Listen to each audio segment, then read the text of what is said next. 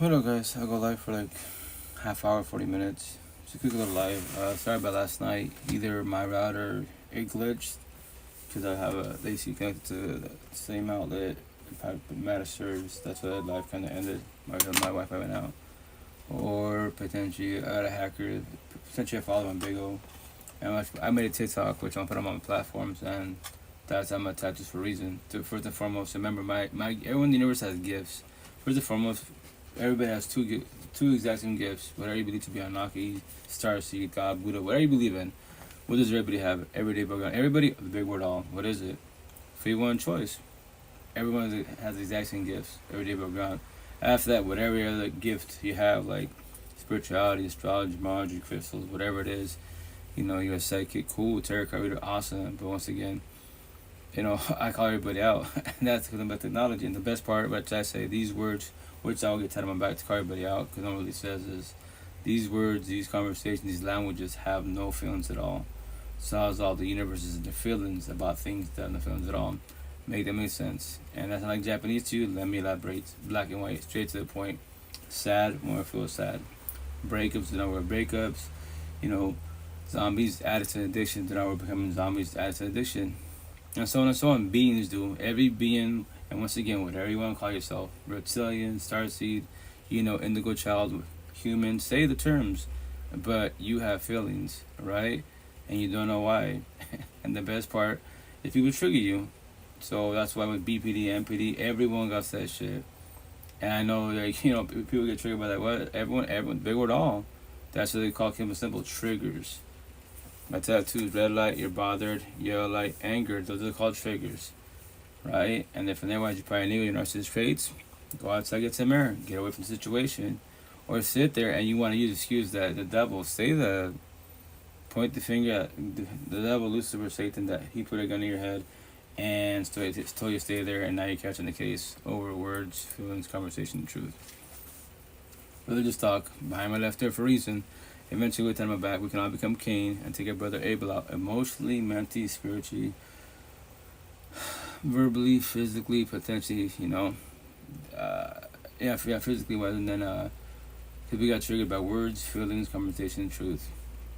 And what's it called? A premeditated choice. So that eventually, with time my back, all my tattoos, eventually make sure to hoodies. The best part, I don't have to open my mouth at all. My words do the talking. When it triggers people, which it does, I did my job. If you look at me, if you don't make a comment or ask a question, you want to spark a conversation, you will never know. And that's why I have all these specific words in my body to, and these little phrases, little notes to the universe to trigger people. That's why I made the TikTok right now, which I really don't do. Honestly speaking, wise, I don't do many like TikToks anymore. I don't really do a lot of posts for the most part. Hey, how you doing? Morning, how you doing? How's it going? And I say respectfully, like, I just call everybody out. Like, if you quote unquote are a good person, why are you bullying? Especially behind the screen. And then people tell you, who you call anybody out? Face tattoo. 1% woke were the referee judges of the universe. That's who I am, to remind you, like, you're not a good person. Maybe a little bit of good, a lot of bad. You can say God hires source spirituality talk, right? But you're bullying people. Make that make sense, Look pussy. You look like you put your whole head in Like your mom and dad? dripped out. Like your mom and dad? You put your head Like your mom and dad? Like your mom and dad? Yo, check my tattoos. I just made a TikTok. I'm gonna put them on my platforms. All you bullies, cyber bullies, keyboard trolls, your mother should have swallowed you. The universe would be better without you. I'm back. Don't call yourself a good person, a religious person, a spiritual person, an atheist person if you know you're doing wrong. You're good for the streets. You're good for nothing. Basura got respectfully. Tied it pretty soon. The next session, 2 weeks from now. Back level is going to say, how can you be a weak, narcissistic, bully, racist, and think you're a good person, a religious person, a spiritual person, a atheist person? You're good. Take it back. Make that make sense. You're good for the streets, comma, toxic love. My niece saying, you are not good for homes, love. Shots fired, what? All my tattoos, all you circles. It's right here somewhere. Too many tattoos. All you bad boy, bad girl, fuck boy, fuck girls, and zombies, addicts, and addiction. I just told you the answer. You're good for the streets, toxic love. You're not good for homes. I know in every home, you're the problem. And here's the best part. I don't even gotta know you. Your energy's fucking garbage. It's all about energy. I don't give a shit. about color, $1 billion, only fan gang mafioso. If your energy is garbage, then guess what? You're too narcissistic. Simple as I don't have to know you. Nobody has to know nobody at all. It's just energy. You can look at somebody. My all see three codes: squares, empathetic people; circles, narcissistic people; and the worst ones out of all of us is who? All you zombies addicts to addiction. How can you be a zombie and say you love, but you don't love yourself? You're not doing rehab. You're not doing detox. Nothing. And the day that you do all that, here's the kicker: you have a bad situation, you go through a breakup, someone does something wrong to you. We have the itch. We your mouth water. You know what? Fuck these feelings. Let me become a zombie again, and then you fall back. You relax, quote unquote. Yeah, because why? You don't want to feel these feelings. Be a zombie. Yo, I've been speaking to many zombies for 5 years. And telling stories, and that's it. I asked them, yo, when y'all doing your stuff, like, what do you see? What do you hear? I've heard everything. I speak to God, my ancestors. Cool. Now that you're sober, I'm talking to you. What are you gonna do about your feelings? Here's the best part. All my tattoos. These are your feelings. 95% of the universe. I was you, but here's the kicker. I hear everyone's gonna hear rock bottom in life. A broken heart, toxic love, or numb. Face tattoo. But you became what? You hit rock bottom. Fuck you. Say that, do that. And I have compassion for you. I don't feel sorry for you. And I call you out all the time. Yo, I respect your boundaries, but I'm asking you a question. Do you have kids? And you say, let's say you say no. Well, I'm a single father with 8 kids. I lost 2 families. So if you're doing that, why am I not doing that? You believe in higher source? Do you believe? So here's the kicker. Do you believe that God, Jesus, Allah, Buddha, Muhammad, the universe, the spiritual image, your ancestors is a zombie, an addict and addiction? I doubt it very much. So why are you that? Respectfully, why am I not doing what you're doing? And I lost 2 families. Make that make sense? I'm sorry? If you're speaking Japanese, I don't speak Japanese. All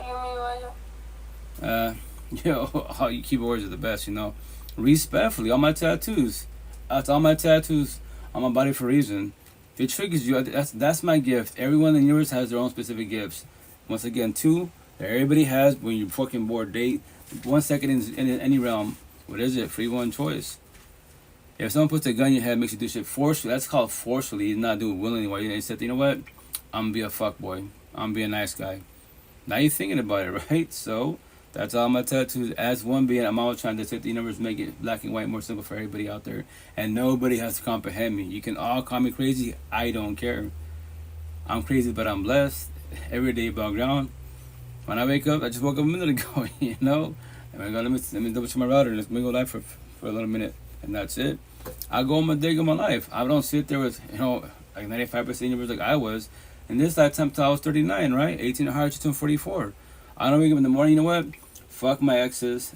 I can't look at my exes, my past pain, toxic trauma, and child trauma. That's why I have anxiety, depression, paranoia, PTSD, suicidal thoughts, low self-esteem, anger issues. What is that? I know of it. I comprehend it, but I won't ever have that feeling. Breakups. Did you know people come and go whenever they want to, which is their free one choice? What's the number one? How you doing? Welcome to live. Respectfully, what? Anyone can leave. Nobody has to talk to nobody at all. That is their free one choice. That's why I'm turning it back to call everybody out. It's a warning.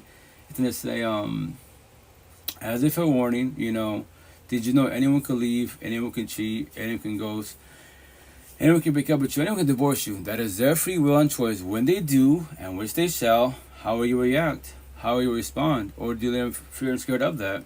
What? Anybody. Just, like my last potential last year, and she was not even my girlfriend at potential. She told me this. She's like, did you know like marriage, grow with each other, last dying breath, forever? It's not factual. What? It's not fact. You see that term fact? It's not factual at all. Let's say scenario we're together, right? And we're 5 years in, and we both go to work. You come back home. I don't come back home. You ready for that? I go, babe, just to let you know. Man, I'll tell you day one, my girlfriend. Yo, babe, just to let you know, I don't need you in my life. I want you in my life. What? That door is there for both of us. Just to let you know. And throughout this potential relationship, I'm gonna keep remind you, if I'm too much for you, if you're not satisfied, please do not accept me in your life. I promise you 1,000, you won't hurt my feelings at all, because I don't need you. I want you, and that's it. Some boy got into the feelings on TikTok. I'm telling you, man. That's all. Once again, if you do positive talk, it doesn't make money. TikTok is the best platform, right? At the same time, it's the worst platform because you have too many butterfly unicorns in the feelings, and especially these fucking boys. I'm not here for the boys at all. I'm here for the women, all of them.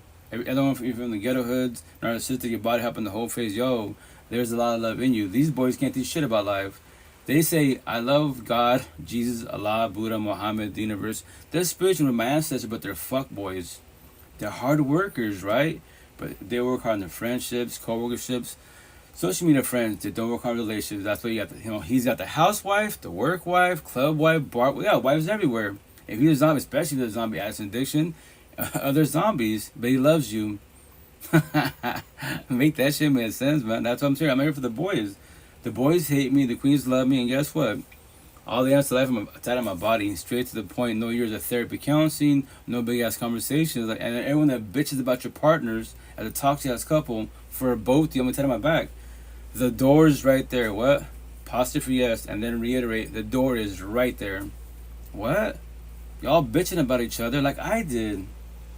You know, I was on a journey. Everyone on a journey. This is all Japanese to you. Everyone on the healing journey. You know the door is right there. What? I can leave whenever you want to. That's your free one choice. Especially your adults. If you both left the household, you have your own place. Guess what? Stop being their fucking babysitter. Stop being their mother, their father, the probation officer. My situation is zillion queens in the whole universe. Why the fuck would I stress about one? Make that shit make sense respectfully. You know? Hey, number one, how you doing? And I say show respect to the foolish, you know? So I just tell stories. But anyways, I tell you, I made a TikTok, so which I'm gonna call it up. I'll upload them on all my platforms today.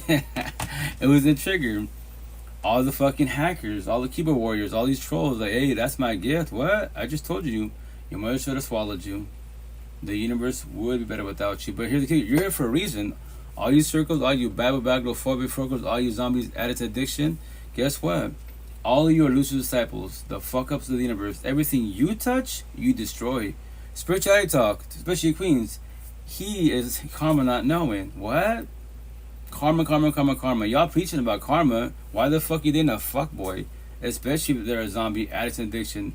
Do you pray that hope manifest? That magically, that God, Jesus, Allah, Buddha, Muhammad, the universe, the spirit, your ancestors, magically you wake him up and he's not a zombie anymore, he's an addict. And he loves you. How's that working out for you? Respect. How's that working out for your mother, your auntie, your grandmother? How the fuck is your grandfather a fucking alcoholic and he loves God? Highest source. You know, ancestors and shit from the Native Americans. Respect and shit. The locals, red people, natives. Talk about all this, you know, once again, their ancestors. I'm like, yeah, but you're a zombie. Make that shit make sense. You can say higher source all you want. You have a lot of healing to do. Especially older than I am. I pray for you.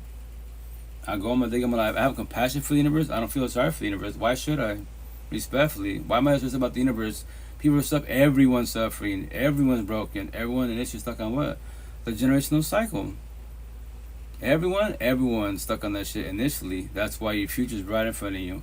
All you little kids, middle school, high school, if you're here this podcast, ever see me, hear me, look at all your toxic family. And let's say a potential middle school, high school, you like, ask them a simple question, how your parents doing? A simple fucking question. How your parents? And you can see how they respond. My parents are doing good. Oh, my parents, they're decent. They be fighting and bullshit. Well, welcome to, because everything's starts from home. Well, that's toxic love. Oh, well, my mother's doing good. I don't have a father. That's called toxic love. There it is. Broken homes every which way. And then you guys in middle school, high school, I tell my kids, you know, you imagine you want to have, like, what, love?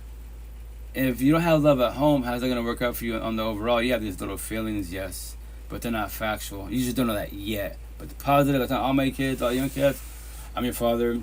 If you're a young kid, I'm talking to you. I'll hold you and guide you. All that shit you're about to go through, yo, I was you. Let me elaborate. All you just say the word sentence, I'll tell you a Bible story about these feelings. And then you be like, yo, how you in my head? Because I was you. Once upon a time. You're my inner child. And no, God, they can't fix nor save you at all. That's your free one choice to let go if you want to. Or sit there, I pray, I manifest, wait for them, higher source to change the ways, they'll come back to me. Say that, do that, I go my day, I go my life, and that's it. Respectfully. Especially towards the queens. Y'all the ones can have kiddos, you know that, right? And y'all the ones want families of love. But here's the kicker. If you want love, do you know what love is? Do you comprehend what love is? If you knew what it was, I promise you 1,000, you would not stay in those toxic love, broken, codependent relationships for too long. You know 1,000 doors right there. You will not feel guilty to walk away. You just don't know that yet. What? I feel like I'm giving up on them. Well, you're actually giving up on yourself. For staying there for too long, you're giving up on yourself. That's why when we start the healing journey, more on the awaken, eventually awake woke journey, you can walk away whenever you want to, and you won't even feel guilty about it. That's what I tell everybody. I can talk to you or not talk to you. That's my free will choice. But I'll talk to you. That's what the kingdom potential to be. And I know we talking vibe. Hey, Queen, why am I talking to you? Why am I forewarning you? I don't have to tell you shit. These boys behind me, they won't say none of this shit because they don't know this conversation. They're on a journey, not a healing journey. They can say God, spirituality, whatever you believe in, but they're about to fuck you over. And they say they're a good person. Make that make sense, respectfully, you know? Yo. The world is failing us all. The world, yeah, you can say that if you want to, but in reality, it's beings. But look around you. All the answers to life in front of your face.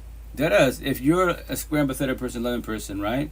Then rock with people like you that match energy, frequency. Why do you want to do opposite attract? Make that make sense respectfully. What's the number one? How you doing? How's it going? Too much violence, bro? I'm sorry? Well, when it comes to violence, here's the kicker. Like, that's all this mammy wars, Russia, Ukraine. And the ghetto hoods, I'm from the ghetto hoods, right? Gang mafiosos, that's a mammy war. If you break down life to the fullest, every household is a kingdom. You know that, right? Analogy mud for a household. You have a partner, right? King and queen, quote unquote, right? And you have kids, a little kingdom. You intend that everyone in that four wall gets along. And you got your neighbors and so on, right? But once again, it's so black and white. The ghetto, all my tattoos. I meant to make sure the hoodies. All the ghetto hoods are Lucifer's playgrounds, hell on earth. Toxic relationships, toxic love and lust. All the suburb ghetto areas are God's playgrounds, heaven on earth, healthy relationships, love and lust. If I want healthy relationships, I'll go to the suburbs, good areas. Yes, you have people narcissistic there, but they use money, power, and fame. In the ghetto hoods, show me love in the ghetto hoods. Kids have more love than adults do. Respectfully, you know? You believe in God, bro? I believe in God, Jesus, Allah, Buddha, Muhammad, the universe, the spiritual universe, your ancestors. I use the word idea and faith as higher source. I don't know. As long as I be a good person as best as possible, and I serve with others best as possible, I'm blessed as a being, you know, respectfully. My man just passed. Is he trying to talk to me? My condolences. You know, if he wants to talk to you, if that's spirituality talk, potentially, but I don't have that gift. Mom said it's the end of the days. Potentially, but that, when I say this, when Mother Nature is going, you know, on a wrath, quote unquote, in the world, all these floods, typhoons, a lot of religious people say, oh, the world's ending.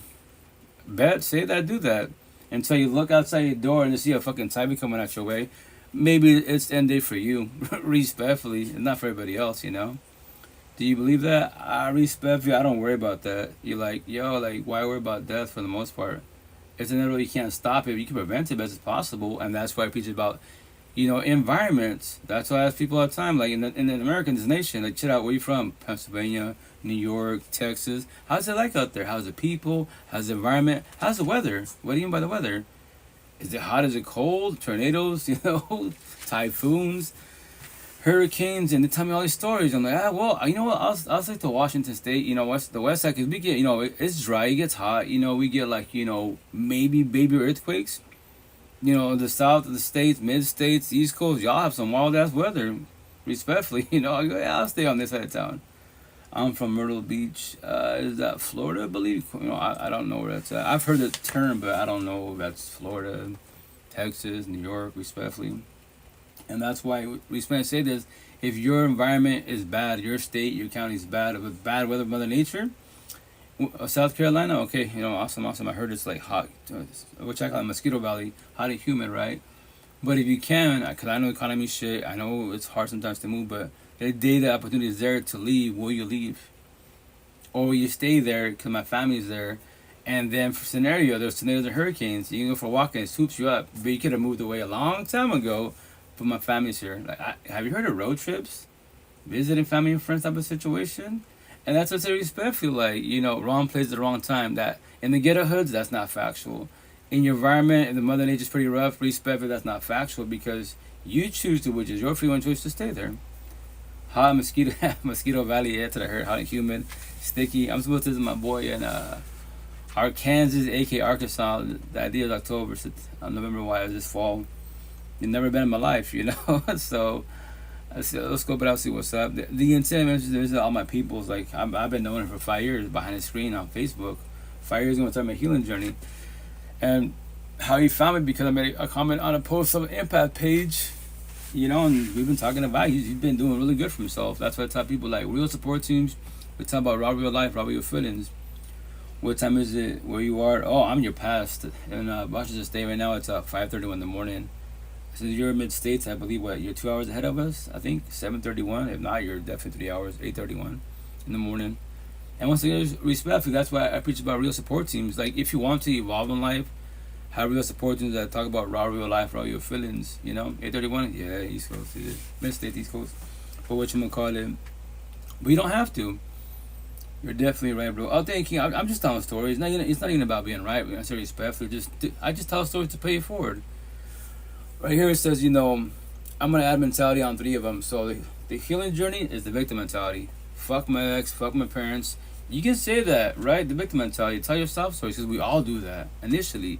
The question is for how long in this lifetime, right? The second journey is called what? The awakening journey, which is the warrior mentality. And the third journey is called the warrior mentality. Say about survivor mentality.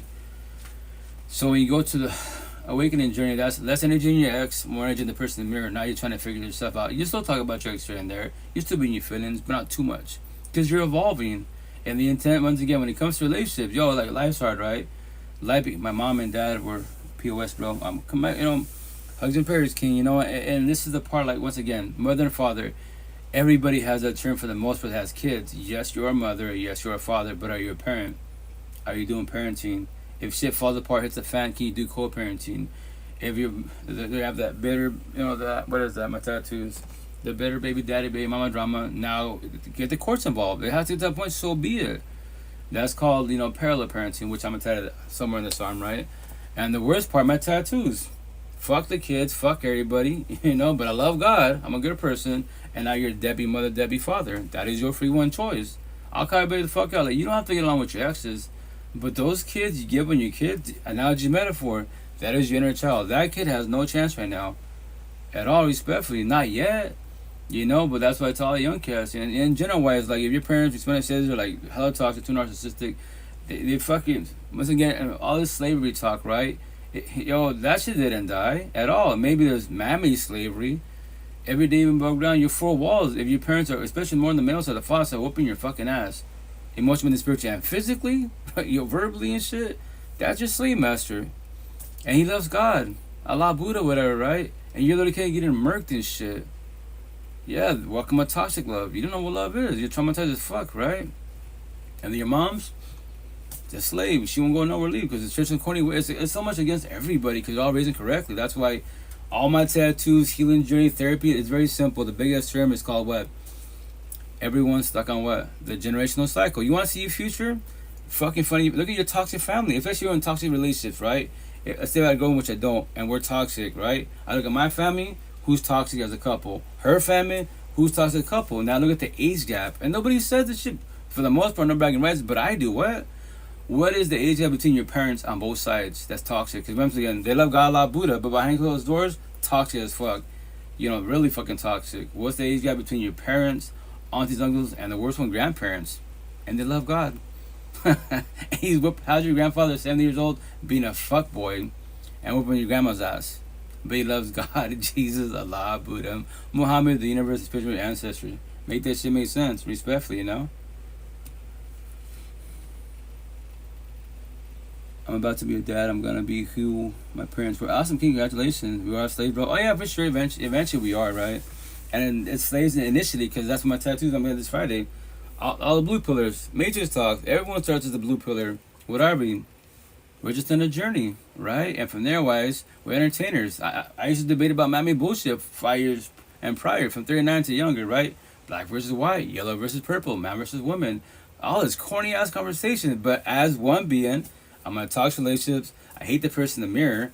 I mistreat my kids, right? And that's not my intent, but why? Because my ex and I were bumping heads, my neck tattoo, reactive abuse. I'm reacting to our altercations, and my kids trying to talk to me because I'm the fuck you. And when I come down sorry, I tell my kids, sorries don't mean shit. If I'm doing the same shit over and over again, that's insanity. That sorry, like my kids, they know that saying, sorries don't mean shit. What? Sorries can't fix shit at all, man. And if you keep doing the same thing, nope, don't tell me sorry. Your purpose is doing it every which way. Like your mother and father. Shots fired. Yes. Yo, My tattoos. All you bullies, cyber bullies, keyboard trolls, your mother should have swallowed you. The universe would be better without you. On my back. Don't call yourself a good person, a religious person, a spiritual person, a atheist person. If you know you're doing wrong, you are good for the streets. You are good for nothing but a super operate respectfully. Tell it pretty soon, next 2 weeks. How can you be a weak, narcissistic bully, right? Racist, and think you are a good person, a religious person, a spiritual person, an atheist person, and make that make sense? You are good for the streets. My Nilo saying toxic love. You are not good for home's love.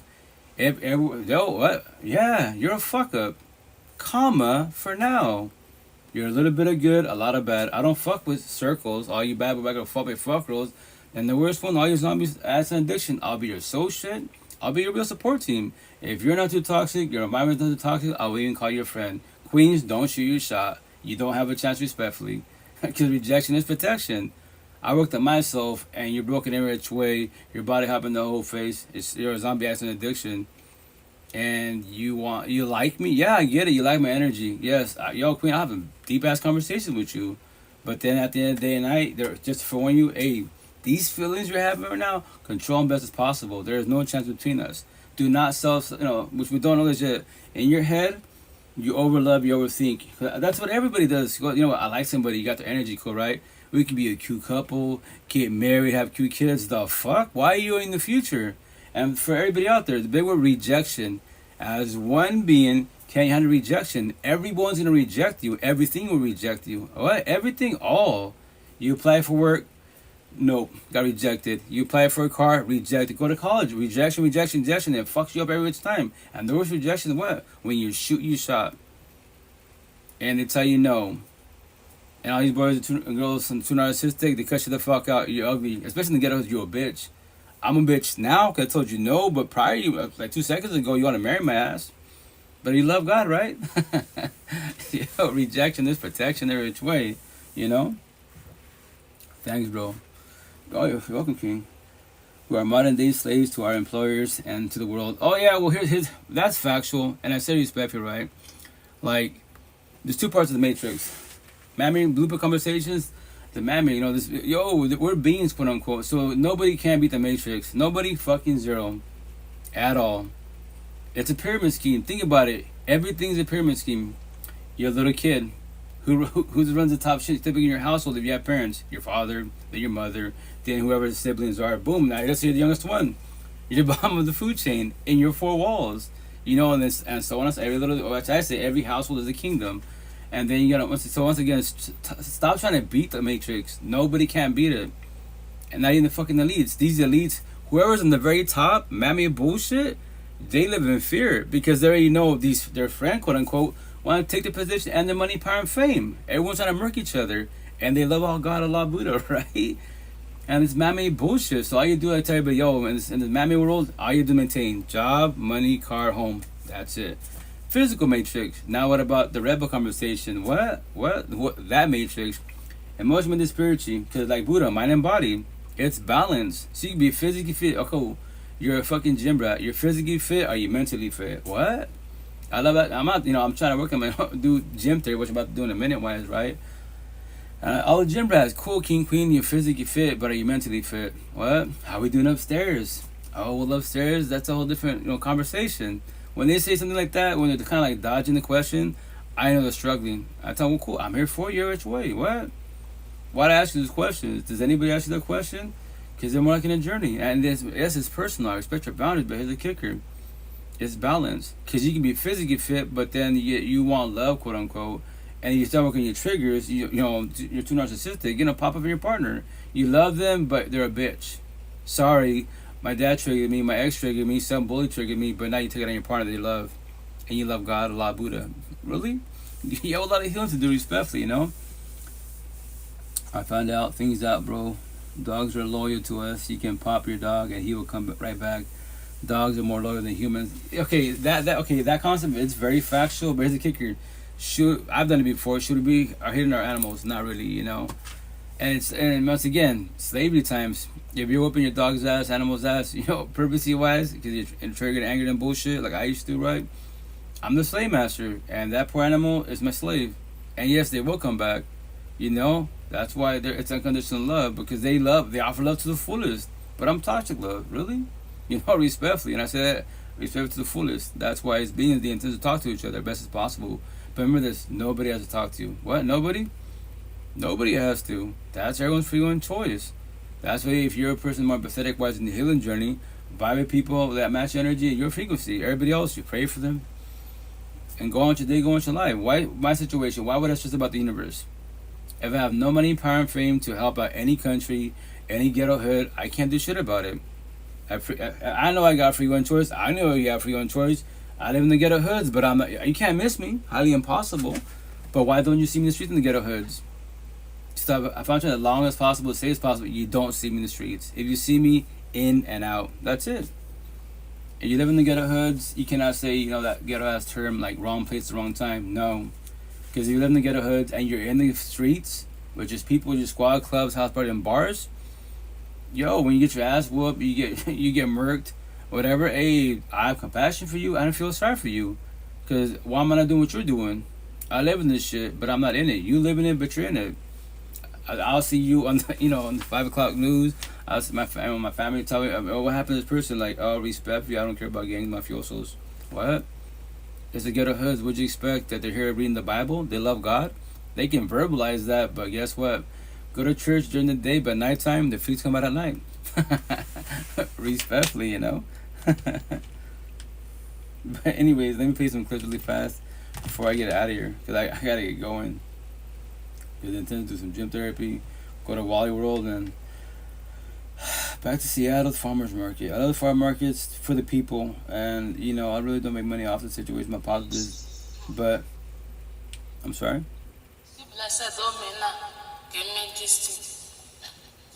Oh, well, respectfully, I don't speak your tongue, so I apologize. But that's why I just block, you know, respectfully. Like, okay, and I tell you, respect on all these platforms. Like, if you don't speak, again, my Spanish is not the best, right? English pretty decent for the most part overall. So if you don't speak English, and if you do speak basic ass English, hi, how are you? How's work? How's life? How are your parents? Like, we're gonna do this little black and white corny ass conversations. Basically, after that, we stay quiet, crickets. Such respect, feel like. I understand that she probably can't read English. That's what the live session says. But each room says exactly shit. Free therapy talks relationships. That's all I talk about. That's all I focus on. Because I don't worry about them. What's talks relationships? What are breakup? What are divorces? What's the healing journey? I comprehend every single term. Stand in my body for a reason. I don't. Once again, nobody has to believe when I say this, right? But as one being, 5 years ago, I went through all my healing journey. The healing journey, the awakening journey, the last one, the hardest one. Woke journey. I don't need people in life. What? I'm a single for 8 kids. I don't need my 8 kids. Family, friends, you guys behind the screen at all. The person I need, chase, compete, submit, any validation. Who? The person for myself. I want my 8 kids. I want co-parenting. I want family, friends, you guys behind the screen. If you choose to want to be in my life, and as long as you match energy and be positive best as possible. But remember, this rejection is protection. I can cut anybody off whenever I want to. That's my free will and choice. A zillion people in all these fucking universes and realms. Why would I choose about one as a potential partner? Or friends and family, like, yo, I'm on 9 platform 9 cell phones. Maybe locally, physical beings, you have no one to talk to, like I don't. Eastern Washington State couldn't happen. I'm the fucking devil in their eyes. And they're all religious, spiritual people, atheist people. But they look at me, which is their free one choice, they don't say shit. Because remember this, but I preach about it. I know where I live at. I know my environment. I'm born and raised in this shit. This is an analogy metaphor, my hell on earth. I say they're beautiful boys and girls. I didn't say men and women. Cosmetically, they're men and women. But the mentality, they're boys and girls. Every which way, they're too introverted. You know, toxic, that's relationship. That's how I look at them. You know, mentally, I say to myself, like, I don't miss that shit. Sometimes I say verbally, like, and I forget I'm saying it verbally. I don't miss those toxic relationships. And they all look at me. Oh, did I say shit out loud? My bad. I used to be like, yeah, you guys, you should squash it. But that's your free one choice.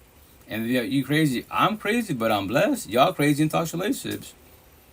Call me crazy, but when I go home all alone, no partner in my home, and you're a couple, because you're scared to be alone, that's why you won't break up.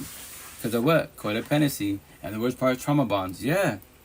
That's why it's called codependency. I need my partner. I bitch about my partner, but they're still by my side. Fuck all that. That's the most unjust feeling to have every which way. But anyways, let me play this clip. I just made this clip right now a minute ago. Oh, snap, they have the watermark? Bruh. Let me see really fast. I guess you can't read. That's weird. Let me try one more time. If it hasn't got flagged.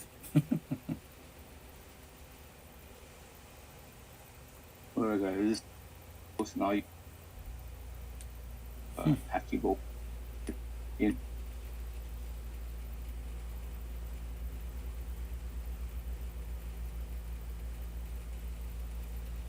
Hmm. 2 seconds.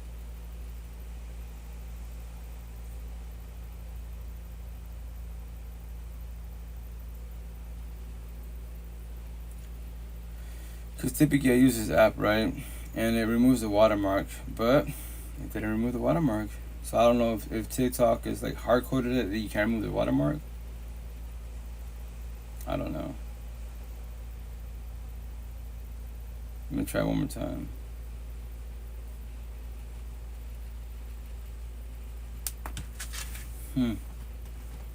So I'll say the name of the app is called SnapTik. So I get that app for the most part. I can take like 99% of anyone's like TikTok, IG, Facebook post, and then X, aka Twitter. So you can make a post on there, and let's hit the video, and it has your watermark of IG, TikTok, Facebook, X. So the app removes the watermark, and technically I'm sharking it, but I'm borrowing it, and I can do whatever I want with it. And from there, wise, that's why if you go to like my, you know how when people that are codependent of TikTok in January got scared, and they for like whatever the fuck it was 7 hours, like as one being, I'm not codependent of any platform. Like people were like jump off bridges. My people reaching out to me. You see that TikTok's done? I'm like, I just found out because my daughter told me. I don't care. What am I gonna do? I'm like, did you know there's other apps, right? So, but are you I tell the big word? So you're codependent of TikTok. So with TikTok you can't function. I tell them respectfully. I'm not saying do it, but go jump off a bridge. What? It's just an app. It's just social media. But I said my brothers, they're content creators. I'm like, but I go, did you save anything? What do you mean?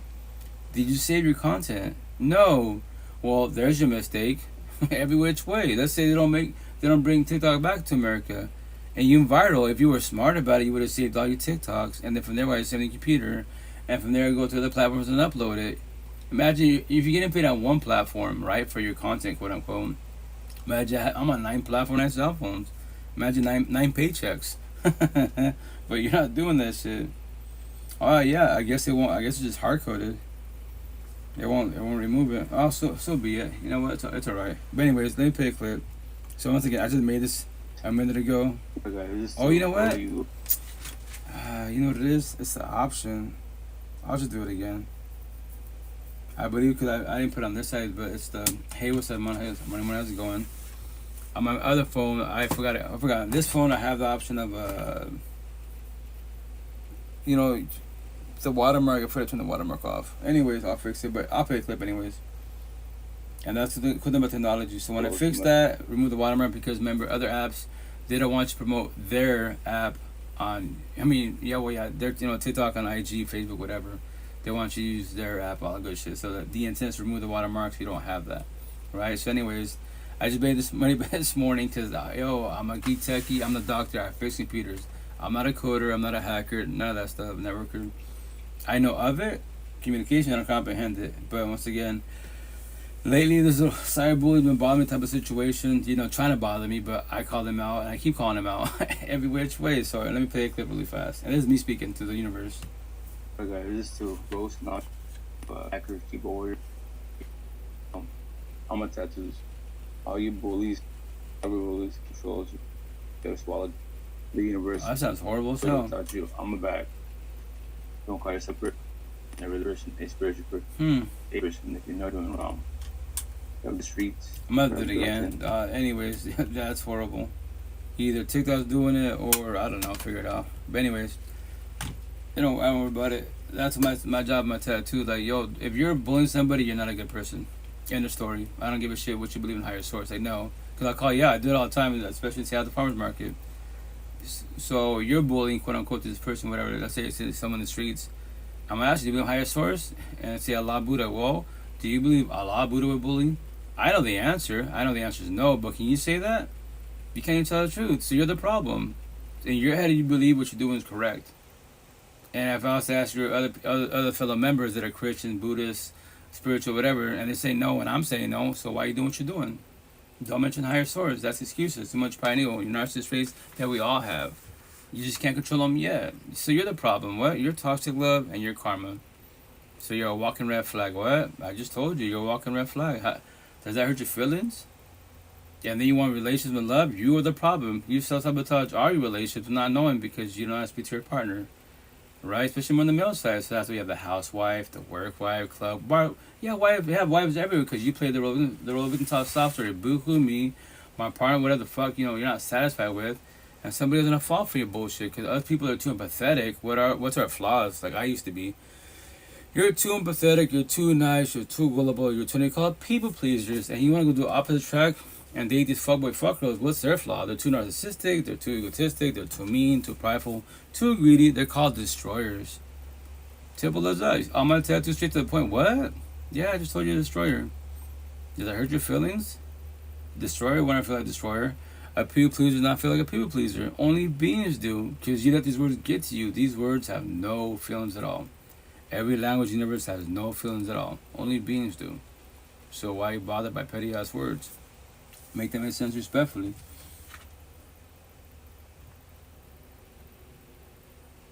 So take a break.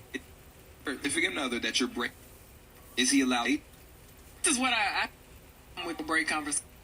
I do because people Yeah, utilize breaks to really make. I don't know, my app's acting funny. Hey, what's up, Ola? How you doing? How's it going? Let me see how fast. And I'll just do 15 more minutes, guys. How you going? It might be the app, potentially. Sure. It was a break. Is significant other. You know what? Let me tell you, my Bluetooth on. Let me see. Significant other that you're breaking from. Is he allowed to date? This is what I have a problem with this whole break conversation. I do Seattle, because Washington. people utilize breaks to really mask a lot of problems that they have within themselves. There are so many people who cannot acknowledge the fact that they just don't have the relationship skills that will allow them to keep building or maintaining that relationship. Or maybe somebody has a fear of conflict, or maybe somebody has abandonment issues and they don't really want to actually lose this person. Or maybe somebody just has attachment trauma that they haven't navigated yet. And so they put this little label right there and say that we're going to take a break. But you're really not focusing on what it needs to be. There's a such thing as a therapeutic separation. 90 days is where we typically start. 90 days to see what you two can do separately to work on the relationship. That does not mean that you introduce somebody new, a new experience, or new anything to that situation.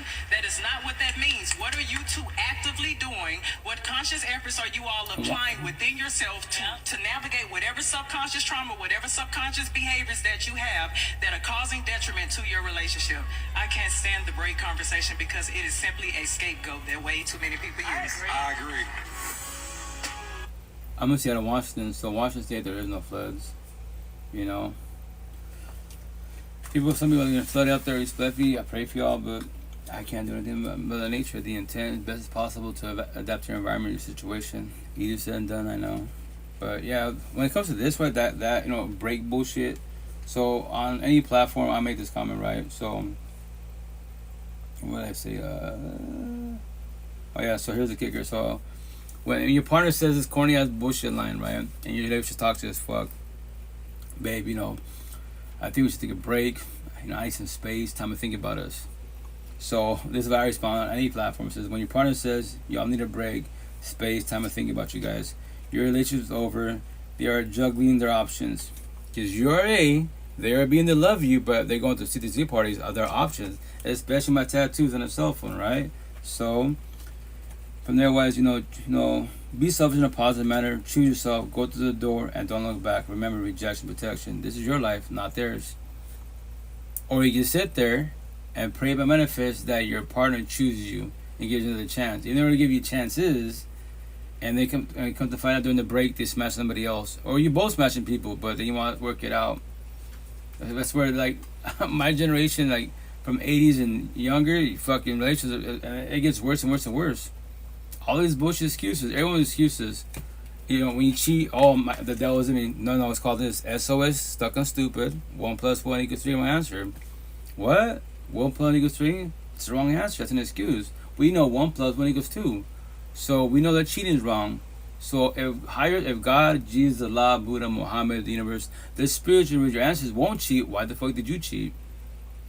What was your bullshit excuse? I would love to hear after every excuse in the book, but here, enlighten me. And here's the best part: if you cheated, typically the boys, not the men, and your girl didn't cheat, so what is the difference between y'all? I already know your toxic love. And all these boys that there was no feeling, it doesn't matter. You broke trust and loyalty. You're a walking red flag. But don't worry, the queen's too empathetic. She will sit there. And the easiest people to destroy that everyone's that's too codependent of being a good person, a religious person, a spiritual or atheist person. You're the easiest people to destroy because you're codependent of it. God, especially in the spiritual universe, religious universe, God can do it. My ancestors have changed his ways. Really, if that was factual, look at all your toxic family. Look at all you queens. You're in a toxic relationship. Look at your mother. Look at your aunt and grandmother. Still with your fucking father, uncle, and grandfather, and they're fuckboys, and they love God. How's that working out for them? And they've been together for 50 years. You already become 50 years from now, become your toxic ass grandparents. I pray for you. I go my day, go my life. So when your parent says, space time, I think about us. If it's if it's loving to the fullest, and there's no space type of situation as far as you do, I do, I no. When y'all doing that, shit's over. Y'all want to experiment? Go body hop in the whole face. Do that, and then imagine you come back to with each other and try to make it work out. And then hey, don't lie to me. Be honest with me. When you mess around with people while we're on a break, yeah, so were you, yeah. Nah, you're gonna use that against each other, but you love each other. It's been over a long time ago. It sucks. Codependency. You're scared to let go. What happens if my ex moves on and they're happy and shit, and you move on and you're not happy? Why do you worry about that? Yes, I know. You said then I was you. That's why the longer you are with an individual, the more it's gonna hurt you. Especially you queens are more empathetic wise. A victim mentality. When you be like, I gave him 7 years. I love all these keyboard words. Hey, what's up today? How you doing, queen? How's it going? How's life? How's everything? You answer respectfully. It hurts, but why? No one says it. Okay, when breakups and divorces happen, why does it hurt? And it's worse. It's so worse when kids are involved, because every kid deserves to see the parents together. Yes, and especially on social media, a 2-parent house is better than one. That's only factual if both parents are healthy for each other. Communication. B, comprehension on both sides. Two-sided relationship, two-sided friendship. If it's one-sided, typically us boys are more narcissistic. Communication, no comprehension. And you queens are what? Communication, comprehension. As one being whatever you're talking about, what are you doing? Communication, comprehension. And the queens will be like, he's not listening. Yo, queen, I was him. He is listening. He's watching. He's studying you. He does not comprehend you. Why do you think y'all bicker about the exact same subject, word for fucking word? Oh, classic big block like your mother and father. They should shower up. I love this shit. All you boys, fuck you and your mother and your dad as grandma and grandpa. I love to bully bullies, man. My mother, check it out. If you play dumb, I'll play dumber. If you play stupid, I play stupid. If you can't know words, please don't open your mouth. Don't open your mouth, because in your match, my next tattoo, and if the rap artist, in your match in your head, I will add a door of pain. I promise you I will. And every day above ground, when you wake up, fuck the guy with the tattoos. I wake up, I pray to the universe, I go my day of my life. I don't even think about you. Why do you think about me? Because I hurt you with words? If I'm a nobody too, I'm a beast. You know that, right? I'm a beast. Don't worry about nobodies. We're sorry people. We tell me don't exist. We're about somebodies. Who are somebodies? Your toxic ass parents, your toxic ass partner, your toxic friends. Those are called somebodies. I don't exist. But if I could fuck up your day, I'm winning. And all these haters, my stomach tattoo says fuck haters. I love haters. Why? Because remember, it's not really no competition, and I'm not better than you. As long as my name is in your mouth, I'm winning. And you're matching that door pin that I just added to your stress of your personal life. I'm eating my popcorn. I'm watching Collider Beauty. I'm smiling your face, living there rent free. So when you kick me the fuck out? What? Well, when you kick me out and let me go. That's what analogy metaphor. You have enough. What's the analogy for it? You have enough food in your plate. Why do you want to add more food to your plate? And what's the answer? Typically, wife, your eyes are bigger than your mouth. That's why. You have your own personal problem issues, right?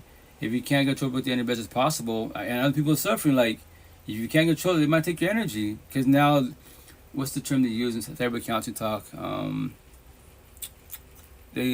oh, they trauma dump on you because you was asking, you okay? I went to break a divorce, and they started giving all the story. You're like, oh shit, and you don't want to be mean, hurt their feelings, so you stay quiet. But you know, emotionally, spiritually, you're fucking dying. Like, I'm going through a breakup, and now you tell me they're talking about their breakup, and you don't want to be hurt their feelings. It's like, yo, like I'm sorry you got the breakup, so am I. Like all the stuff you're saying is kind of triggering me. Honestly speaking, wise, I didn't think about my ex today until you talk about your story. I'm going through it, so I love you, but I love myself more. I'll talk to you when I can, but it's just triggering me. It might sound mean to them, like, no, I'm working on myself. Rejection, protection. As I evolve in this healing journey, next time we see each other, I'll talk to you, you know? What's up, back? How you doing? How's it going? Good, thank you. How's life treating you, King? Oh, life overall is good. It just, on social media platforms, I tell my tattoos for a reason. Matter of fact, I'm getting some on Friday, which is tomorrow, which I had to start typing up. All my tattoos are straight black and white to the point to get people's attention. The queens love me, the boys hate me, especially in social media. In the Spanish culture, Hispanic and Spaniards, I'm not the fuck out of the culture. 99.99% can't do shit about life. We're born majority, Catholic Christians. We're taught that higher source can do it for us. If that's factual, queens, how's that working out for you? You give me 1,000 chances. How long is that 1,000 chances? 1 year, 4 years, 20 years, and finally you divorce and break up with me. But I've been a fuckboy beating your ass for 20 years of your life. But I love you and I love God. Really? Make that make sense, What's up? How you been? Good. How you been? How's life? Extra fullest always. Josh the entree. And I say respectfully. That's once again, especially in TikTok, it's the best platform. At the same time, it's the worst because there's too many butterfly unicorns. They get triggered, especially what I'm talking about. I don't sit here, years of therapy counseling. I've been doing this for 5 years of my life. I don't have to do this. I want to do this for you guys, especially you queens. First and foremost, you can have the kids. You know that, right? And I can say I love God, Jesus, Allah, Buddha, Muhammad, the universe, the spiritual with my ancestors, right? And I'm a fuckboy, body hopping. I can have a scenario. I'm one man, right? I can have 1,000 girlfriends with my tattoo, and all of my time I love them, right? And then all 1,000 tell me scenario, and I preach about doors. Hey Rito, I'm prego. Let's say scenario, it's not factual. Let's say scenario was, it's a scenario, right? And from there wise, I preach about doors. So I'm in her room, gas and manipulate. Babe, I'm happy for us. We're a happy family. So I gotta leave really fast. I gotta check something in my car. So I leave door number 1, her room. Door number 2, her house. Door number 3, I go in my car. All 1,000 of them, they're pregnant. I'm not. I got to go on my tattoo. I choose to, which is my freedom choice, to be a deadbeat father. But I love God. Make that shit make sense. A biggest hypocrite to the fullest, right? That's a downfall, especially when y'all too codependent of that term, whatever your belief is. And nothing's wrong with your belief. Nothing wrong with your belief as one being. But how would you allow someone to come in your life, right, and take your energy? Respectfully, all the red flags are there. You know that, right? If you're matching energy, they take energy. You're doing your love and their toxic love. All my tattoos. So that's why, I'm not codependent of one platform. 9 platform, 9 cell phones. And I say respectfully, no pride and ego. That I control to full as best as possible.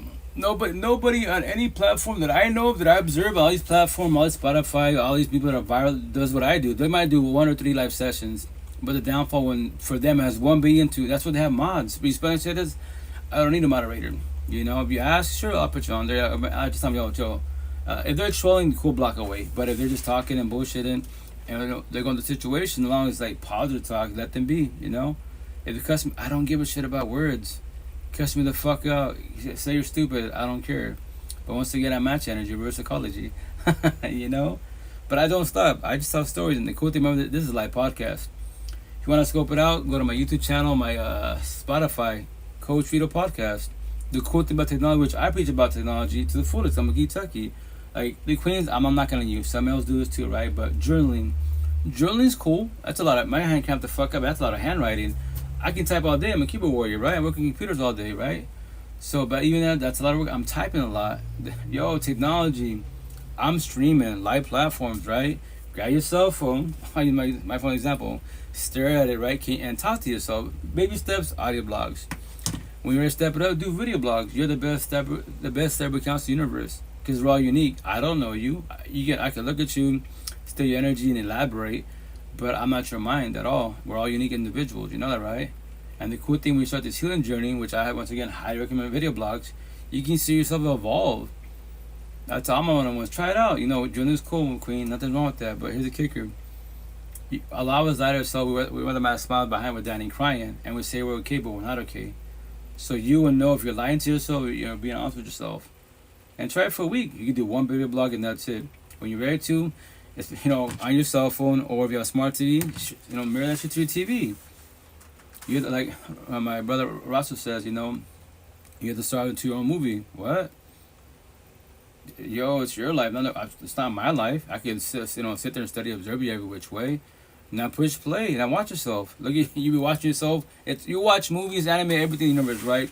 TikTok, all these stuff, reels and bullshit. But now you're watching yourself. It's very, very awkward initially. Trust me. When I started doing that 5 years ago, right? Prior to that, I didn't do video. Computer talk, right? My other YouTube channel, where I mess with computers quite a bit, but nothing about my feelings. None about the healing journey. I better start feeling like this at 39. 1800 to 244. The last 5 years of my blessed. And I said respectfully, nothing against my exes, my past pain, toxic trauma, child trauma, my parents, my family. I have nothing against none of them. They don't know this conversation till this day. They all think I'm crazy. You lost it. That girl destroyed you. That relationship destroyed you. Say, you started doing all these tattoos. I'm like, oh heck yeah. Whatchamacallit? I said, you can say that, but my tattoos are mapped to life. And once again, no bragging rights. My party I control. Show me anyone at any platform, any tattoo magazine that has my tattoos. I know you can't show me that in any language. They might have parts of the scripture, the Bible, the Quran, Buddha's talks, cool parts of it. But once again, all your tattoos are negative words, positive words. It's all about the healing journey. I've been saying in Seattle, like they be like, I'm famous in Seattle. I don't have to open my mouth. They all look at me. They all say the same thing, like, man, you have a lot of tattoos, and they're just like words, right? Like, yeah. 99% of my tattoos are just words. But what's it about? All about the healing journey. What? And the queens love it. What do you mean the healing journey? You know about that? 5 years ago, my tattoo says 39. That's when I started it. In this lifetime, 39. I pray to God, higher source, in the next lifetime, if there's, I use the word idea and faith. There's an afterlife, reincarnation. In the next lifetime that I said this shit at a younger age. I pray to God be 9 years old, 7 years old. All this shit I know today at 39, I'll be 7 years old. I know everything. I don't worry about breakfast again. What are breakups? What are divorces? What are trauma bonds? What's insomnia? I know of it. I comprehend it. I let all that go. I don't need people. I don't need a partner. That's why I'm 3.5 years single. I could have a girlfriend after my last breakup 3.5 years ago. But we spent and say that's the best girlfriend of my life. My fifth girlfriend this lifetime. Beautiful individual. I found out a taste of love. So my standards are hella high. I don't deal with toxicity. Respect you, queen. You becoming beautiful, right? Love God, Allah, Buddha. You be 18 years old, fresh, OnlyFans, all that good shit. But if we can't talk to each other about everything, especially if you're having a bad day, someone triggers you, then what am I doing here? And the worst part is this, because a lot of queens, once again, like for the most part, triggers corny ways. You queens are more empathetic. And in your head, you think that's why you choose bad people. Us boys, us men, I say boys too, that are too empathetic. Why? We're like you. We think that we're fixers, changers, saviors. Someone told you a sob story, maybe I'm the one that can offer more love, show more respect to them, and offer more love than their parents, exes did. Go find your face. I pray for you every which way. You don't know this yet, but you're about to sabotage your life. What? You do not know this yet, but you're about to do it to yourself. Because you're not the one for nobody at all. Nobody is the one for nobody at all. People come and go whenever they want to, which is their free own choice. Anybody could leave. For whatever apparent reason. They can talk to you as an adult, or they can be boys and girls run away. That is their free one choice. Is it wrong? Yes, it is. We know that's wrong. They can see higher source. Higher source will not run from you. They'll talk to you about it, and guess what? You have a lot going on. You thought you was ready, but you're not ready for this. So I'm choosing myself walking away. If you want to, my next tattoo, I'm your ex. Now I can stay your friend and associate. We can figure out today why I walked away. If not, or you can hate me, dislike me. Go on social media. Paint me a villain in your story. Say that. Call me a narcissist. Say all those terminologies. And now I'm going to observe you. What are you choosing? What are you doing? What? Option number 1, you fall back with the healing journey. Option number 2, you do body from the whole face. Option number 3, you jump into a relationship right away. Especially on social media. I promise you 1,000. You break up with your partner and they make a post. In that post on any platform, in the comments, in the DMs, they have gay, straight friends after them. I can guarantee that. Now just observe your partner, your ex. 3 options. Which one are they choosing? That's why being alone, face tattoos, alone, on both my arms is alone, lonely, loneliness. It's scary initially, because why? We're brainwashed to be codependent. Think about it really, really good. and study yourself. All your life, you had bodies by your side. Keep it simple. Your caregivers, your parents. And then let's say you graduate, you move out the household, you got a roommate, you got a partner, you go to college, you got roommates. The day that you actually have your live alone with your four walls, it's gonna be scary. Really, really scary. You're like, fuck, it's just me. Yeah, it's just you. Everybody else has bodies by their side every night. In a relationship, in a healthy relationship, a toxic relationship, or friendship, they have roommates. You don't got nobody, and it'll get scary. That's when breakups suck. Yo, typically, man, we do the body hopping whole face. Queens fall back with the healing journey because they're trying to figure it out, and the intent to figure it out of your ex-exes. Like I was taught 5 years ago. Study your ex-exes. What was the red flags that you missed on them? What did you dislike about them? What was the boundaries that you passed, that they passed? And when you comprehend it, all four of them, right? Once they get by the screen, I can't speak on your behalf. We got 10, 20 relations this year. I don't know. I mean, this lifetime, I don't know. So, study all of them. Because a lot of us, we collect red flags, we do not observe red flags, and we don't collect green flags at all. That's the day when you use a toxic love. And remember this, anyone says this corny ass line, all my exes are crazy, all my exes are toxic. You know why? Because you're crazy and you're toxic. Because all you know is toxic love. I promise you that. I used to be you. The day that you get love, this person's in the healing journey, more awake and woke journey than you are, and you barely start the healing journey, love would be scary. Love would be boring. Especially if you're not jealous, controlling, you can do whatever you want to do. Like, what? And you're so traumatized, that means, like, if you're not, like my situation, but then just to be like, so you're not jealous at all, like, I wasn't before, now I don't care. So talk to guys all you want. Are you so traumatized with your exes, they worry about that? Then that's your shit, not my shit, respectfully. Why won't you let it go? Well, that means if you're not jealous, you don't love me. Like, I'm sorry that you said toxic love. If you want toxic love is unless it's a dime a dozen. You can talk to all guys that want. If you want to emotionally cheat, remember that everything starts with emotional cheating before the cell phone, DMs, physical cheating, everything. What's emotional cheating? When you can't control your lust and you look at somebody, stare at them like you've never seen a man or woman in your life. My crustacean ancestors will get you all hell, the crab king. Okay, that's cool. Thanks for the gift. You have to give me a gift. Thank you. And that's the shit. That's for everybody out there, especially on the male side. If you want to offer love, can you control your lust? Easy way to test your lust, fucking easy. Go to the gym, therapy. A lot of queens show everything, literally everything. Go to the bikini barista stands. Go to the beach. All the OnlyFans, all the lust in your fucking eyes. If you're staring at every man, especially when the male, so every woman, like you've never seen a woman in your life, you can't do monogamy. A and B, you're always gonna cheat. I promise you 1,000. You will always emotionally cheat, and then you queens, you catch us. You don't even say shit. You might get mad. You might get bothered. We get grounded, and from there, I was like a little fucking chihuahua, fucking humping your leg and shit, buying you little gifts to make you smile and bullshit. And now we're not grounded no more. But you just caught me. Scenario. If I'm doing fun in your face, imagine I work with the squad, and I love God. That's why it's called emotional cheating. Every time emotional cheating before any boundaries, any of that bullshit. That's why when you date yourself, to what? Get to know yourself. What are your boundaries? What are your love language, your standards? And when you know that, the potential to be asking the same shit. What are your boundaries? What's your love language? What are your standards? If that's Japanese to them, elaborate yours. Maybe they're still on a journey, and they can be empathetic, love higher, so etc. Why they just don't know this conversation yet? Because they haven't heard it. And that's why rejection protection. My situation, I tell people, I don't do dates. I do one date and that's it. Respectfully, and from that wise, I tell the queen, hey, I'm always reminding the relationship scenario that doors there for both of us. If I'm too much for you, can leave whenever you want to, which is your free one choice. What? I can? My tattoos, I'm not your slave master, and you're not my slave, vice versa. I don't own you. If you're not satisfied, please don't accept me in your life. What do you mean? Accept. A lot of us accept our partners, especially you queens. I love everything about Rito, but that fucking corny word "but," I call it the butt lines. But he's jealous, but he's controlling, but he's an addict. You're accepting me, but everything else is beautiful. He's a hard worker, he's good with the kids, right.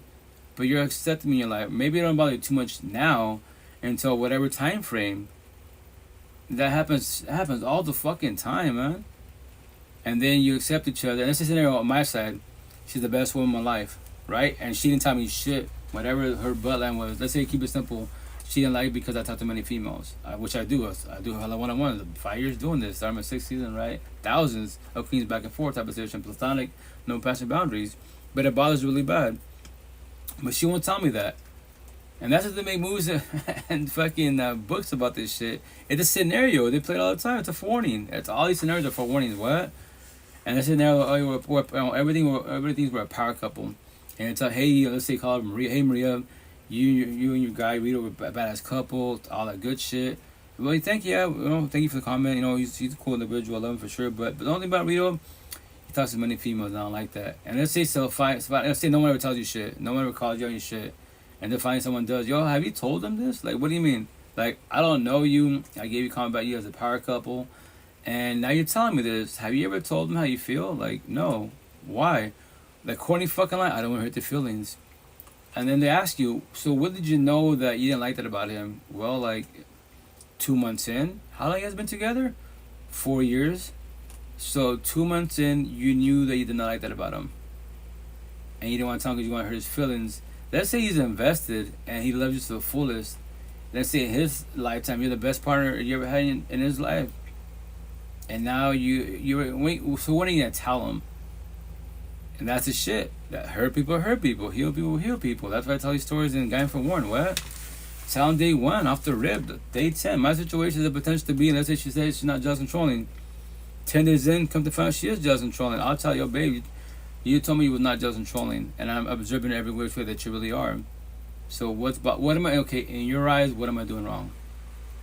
Let's talk about it as adults. And remember that I respect your boundaries. You don't have to talk about it.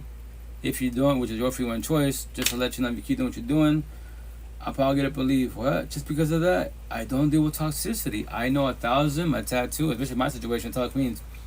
If any of my tattoos, I'm about to trigger you, to warn you, why would you want to shoot your shot? I'll even send you a picture of all my tattoos. What? To proofread it. Because if you want to shoot your shot and be a partner, and I'm seeming like a baby, and you see me with, no shirt on my tattoo, all these words, as I'm sleeping, I hate the word slave masters. Fuck your feelings. It triggers you, but you want to be with me. It's tied on my body for a reason. Respectfully. Don't shoot your shot. So sabotage your life every which way. That's my situation. That's all it potential to be. Whatever the scenario, 10 days in, you told me you wasn't just in trouble, but you actually are. And remember that, especially more in the queen side, when you ask your partner, hey, to change for me, when you do that and you ask that corny ass question / comment, like they will change for you. We change for you for how long? A day, a month, 3 months tops, and we go back to our old ways. And what do? And we're talking before you even tell us, we're even talking to ourselves. Fuck, I was doing good. Why the fuck am I going back to my old ways? And now you realize the baby was doing so good. Why are you going to old ways? I don't know. I'm asking the same. I'm asking myself the same question, and I don't know. But now I know the answer. Because why? I was people pleasing. When you ask someone to change for you, they will change for you. But that's called people pleasing. It's terminology. It's a scenario. Day 10. She's just trying to baby shit out. Just to let you know. I remember this for you guys. If you want to squash it with somebody, give yourself an ETA time. Some people are like, I don't give you a day. That's your standards. If she's not too toxic, I'll give her, a month. That's 4 weeks. That's plenty of time. You know what? Maybe I should work with myself a little bit. And you're my partner. We can talk about it. We got 30 days to figure this shit out. 31 days to figure it out, right? So I'll baby shit out. Just to let you know. 30 days from now, you see that door right there? I told you day 1, 10 days ago, the doors are there for both of us. I can leave, you can leave. What? So I'm letting you know 30 days from now, you don't comprehend this. My next tattoo, XXs, let's say they told you the same thing I just told you, but y'all broke up and went back with each other. This is called trauma bonds. I don't do trauma bonds no more. I don't need you, I want you, right? So first and foremost, remember this, it's all about wording. Babe, shit out. You change for yourself first and foremost, and then for our relationship to get forward in life. If you don't, which is your free one choice, I respect your boundary, but just to let you know, 30 days from now, you stay at that door, I'm going through it, and I'm not coming back home. And she could look at me dead ass. I do this scenario all the time. She could look at me and say, and like whatever, say yes, no, I'll try, or just look at me and not say nothing. Remember this: your partner does not talk to you. My situation, I tell all the potential queens, I don't gotta talk to you. What? I don't have to talk to you. I don't have to elaborate. I can just ghost. But the reason I said boys and girls ghost, I get why you do what you do because you don't want deal with your partner being dramatic, shedding tears, clinging onto you, because you know they love you to the fullest. Yeah, so then that's where you go. So you break through. Nowadays they break up through a text, but like, last night, lovey-dovey, TLC, fucking night out, everything, went to church and everything, and then boom, this morning TLC again, all that great jazz. I love you, kiss each other, and you both go to work. You come back home and they don't, and they ghosted you. They block you and everything, every which way. They can move. They remember this. That's why I remember rejection is protection. As one being, kind of rejection. Is it wrong? Yes, it is wrong, but that is their free one choice. No one wants to talk to you at all. That's the tell the queens all the time. The potentials. I don't have to talk to you. I promise you 1,000 boys behind me. They won't tell you anything I just told you, because more likely they're just on a journey, not on a healing journey. But I'm just forewarning you what you're about to get in. And I can leave. You can leave. Can you handle rejection? What? Can you handle rejection? If I squash it, will that hurt you? And we can talk about it, but you don't have to. You can hate me, dislike me. That's your free one choice. I just don't deal with toxicity. I won't ever deal with toxicity in my life ever again. Especially when I work on myself. A zillion queens in the whole universe. Why would I just about one? Respectfully. But let me play a couple more clips and I get it going, guys.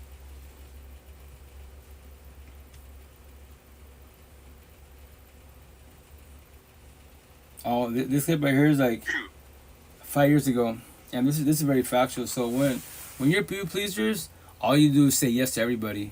So mentally you say no, verbally you say yes, and especially when you have relationships, a lot of us. How can I say this? It's to each own, right, for the most part. But like my situation, my personal story is like I still sabotaged my relationship with the mother of boys because I was a people pleaser and I said yes to everybody, even though like mentally I wanted to say no. Physically, I said yes. Verbally, I said yes, right? And then I go to my partner, the mother of boys, and she'd be like, why you always do that? What do you mean? Like, okay, you don't want to do it, and you say yes, you come to me, and you're bitching about it. And that's towards the end, she's like, don't tell me nothing. I'm tired of it. Why can't you just say no? Well, no, chill out. How come you put everybody in the mother before us? I'm your partner, right? That is our family and kids, but you put everybody in the mother before us. I was a people pleaser, and by the time we gotta do like our errands and stuff with the kids, I'm too fucking exhausted. I not knowing that's why I use this terminology, which I'm tired this Friday. I was just on a journey. Catholic, Christian, cool. Terminology, beliefs, but behind closed doors and a toxic relationship, because I'm fucking it up. But I tell them all the time, yo, King, be hard on yourself. Yo, why'd you reach out to me? Why did you reach out to your father, to your brother, your grandfather, any male family, your side or your ex's family? Because they've done all this conversation. We're just on what? On a journey. We're all stuck on what? The generational cycle. So I broke it. That's why I'm talking to you, wives. A lot of kings, they try to reach out to me. We have these conversations, but it's triggering. Because when we talk about it and they can't do it, kind of I fucked up. I asked them, yo, did you emotionally cheat? Before the DM, before all this, physically cheating. And don't you say, yo, I lie myself too. Like, no, nothing wrong nothing is wrong with talking, but when you're catching eyes, energy, fucking flirting and bullshit, that's which I say mouth fucking, because you're adults. I love my girlfriend, but I'm emotionally cheating. And then you go on social media, go on platform, what's your Snap, what's your IG, TikTok, whatever. Then get your number, text each other. Then nowadays you don't fucking use words, do fucking emojis, eggplant, peaches, all that shit. What is that? Y'all talking about the Bible? Respect each other's boundaries, really? But I love higher source. No. And typically the boys run from this conversation. Yeah, cool. They hang up, they get off the live, whatever. I did my job. It's personal. That's why when you tell lies, our narcissist traits, it's every which way, we get used to the lies. We fucking use people that are habitual liars. They believe their own lies, that fake ass story, and those take it to the last damn breath. Like what's that? Shaggy, the artist, right? He's like, it wasn't me. You caught you on 4K and everything. That's not me. So somebody, video edited that shit. CG, AI, all that shit nowadays. Like, really? I got witnesses. They're all lying. Yeah, fucking red flag 206 to the fullest.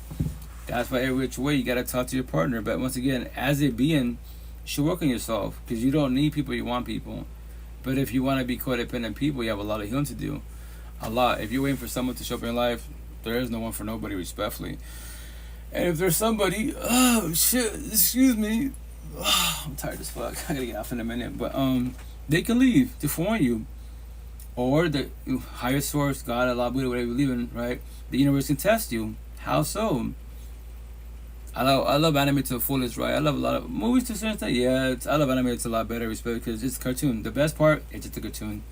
All these queens like, why does my man boyfriend watch anime? Anime has so many scenarios, it's beast ass shit, and the cool thing, it is a cartoon.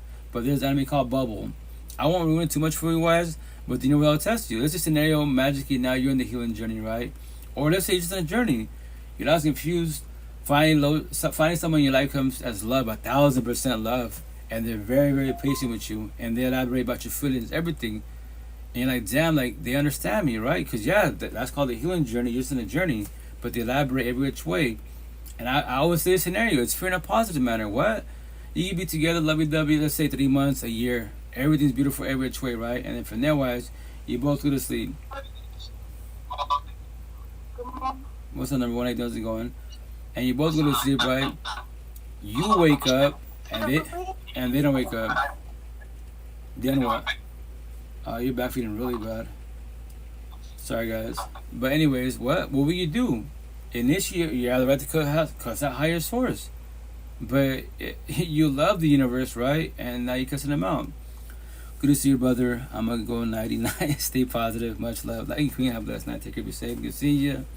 Remember, day by day in baby steps. The hidden journey, not a race, no marathon. It's at your own pace. And for everybody out there, my model universe, I'm always your pocket 24/7, 3 to 5. Please don't feel alone.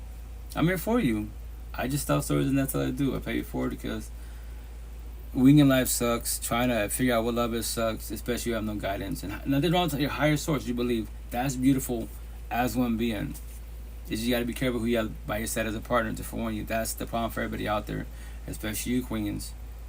It's to forewarn you. That's why in Spanish, and I say respectfully, that's why I don't mess with Spanish culture. And today I thank you. I appreciate you, Queen. 1,000. And I say once again, nothing to you again, Queen. A lot of queens, you know, empathetic, and many cultures too, right? God is beautiful, but look at. And one of the ones that are females, if they're Hispanic and Spaniards, I ask you real fast, off the rip, your boyfriend, your baby father, your ex, what is he? Like, what's his nationality, culture? He's Mexican, he's Dominican, he's Spaniard, Queen. There's your problem. What? You're dating a brown boy. You think to your own race? That's your brown boy. You're a brown boy too. I'm a brown man. I work on myself. What? Let me break it down her culture base. So he does machismo. What? I said respectfully, right? Because I use the terms in Spanish 101, but I didn't know the English words, right? So tell my wife for reason. Machista, English, narcissist. Machismo, narcissist double standards. This side, mani manalon, a beta simp. In the Spanish culture, Hispanic and Spaniards, a lot of these queens that follow me, right? Their boyfriend husband be like, yo, why is he being a Monty and shit, talking about his feelings? So in many cultures, right? I'm a man talking about feelings, the healing journey. I should be wearing a skirt. I'm a brown girl. Well, Queen, I would call you a brown woman because you're here talking to a nobody behind the screen, right? And that's what I'm saying. Like, respect me, like nothing. And I say respect me. I might trigger a lot of Spanish culture, Hispanic and Spaniards. And I say, remember, this is respectfully, you know, and that's why I elaborate best as possible. I want the brown culture, Hispanic and Spaniards, the last queen I will ever date in my life. I want date a brown woman if she's in the healing journey, preferably healed. These conversations. Because the downfall in our many cultures for sure, like, you know, we put our families in our life before our partner. And I get it. That's your parents. That's your siblings, right? But if you allow your parents to dictate your relationship in your life, you won't ever evolve in life. The day that you can love, your parents didn't gas and manipulate. Like my family did, right? And that's why I still talk about my baby moms. The second one, right? I still stopped a relationship because they weren't happy with her. Yes, it wasn't like the best relationship, but once again, I self-sabotage. That's why I won't ever do that again. Why? Scenario, let's say I have a partner, right? My family born as a Catholic and Christians, right? Buenas noches. Que Dios te bendiga. Likewise, Queens, have a blessed night. Take care, be safe. Ciao. You know? And let's say, you know, she's atheist. And my family will like, hey, chill out. I know you love your girl. She's a individual. She's very kind and loving, right? But the only thing about her, she's an atheist. And they'll get someone up here. So you're going to choose us or her. My situation, let's say a scenario, mom, dad, I love you. You raised me right, but here's the kicker. I am blessed now. I'm not dating you guys. And respect, but I learned the hard way. I'm not going to allow you to self-sabotage my relationship because you're not happy with her because she's an atheist. And we're born as Catholics, Christian type of situation. No. We're disowning you. I don't care. I don't need you in my life. Blood makes you related. Blood's not thick in the water. Your vibe will attack your tribe, your spiritual family. Yeah. Simple as that, you know? So yeah. Hey, what's up, Twisted? How you doing? How's it going? How you been? How's life? How's everything? Buenos dias, Queen. And I say respect for every which way. That's why I do live search for you guys, do scenarios to pay it forward so you don't get in those bad situations and sabotage your life. You can potentially have love and you push them away because your family is not happy with them. As long as you know you're both loving each other to the fullest, what's up, King yes. Then you blessed. But if you're just on a journey, you will self-sabotage your relationship and you will drop your partner to people please your family. Don't worry, I was past tense. The last 5 years of my life blessed. I tell my 5 years ago, I told my family, my pops were able to be like, yo, this is my breakup. I would figure this shit out. Please don't try not to get involved too much. I'll figure this shit out, But here, nah, I'll figure it out. Cause that's why I say, yo, I stopped becoming all my toxic family 5 years ago. Respect and say that. Nothing against my family. They were doing what I was doing. And what's that? The generational cycle. All of them together, still to this fucking day. Miserable as fuck behind closed doors. They believe in higher source. I pray for all of them. I have compassion for them. I don't feel sorry. They can start the healing journey. I tell all my family.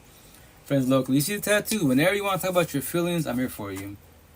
I know it's going to be scary, the breakup, the divorce. Kid, it's a bloodbath. But here's the kicker. I got you. Every which way. Oh, thank you, Twisted. That's respect for you. Every which way, Oh, thank you, Queen. Thank you. But I'm gonna pay this part of when a people pleaser finally starts people pleasers, right?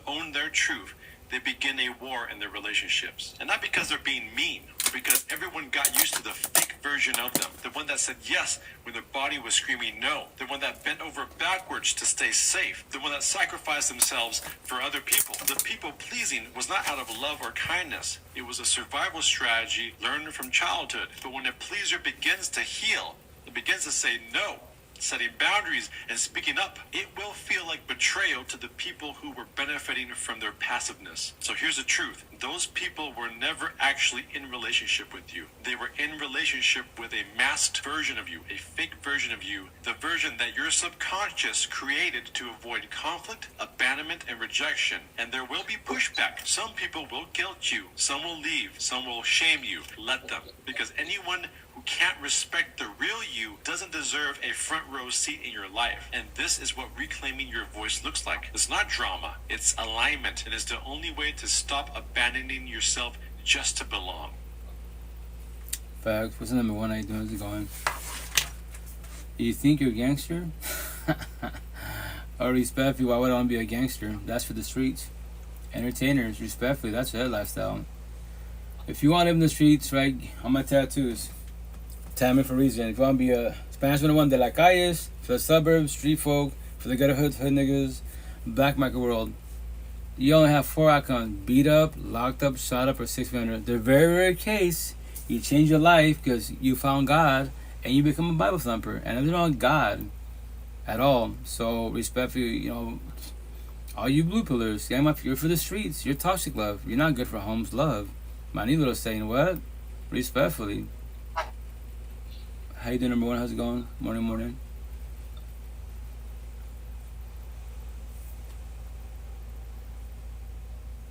But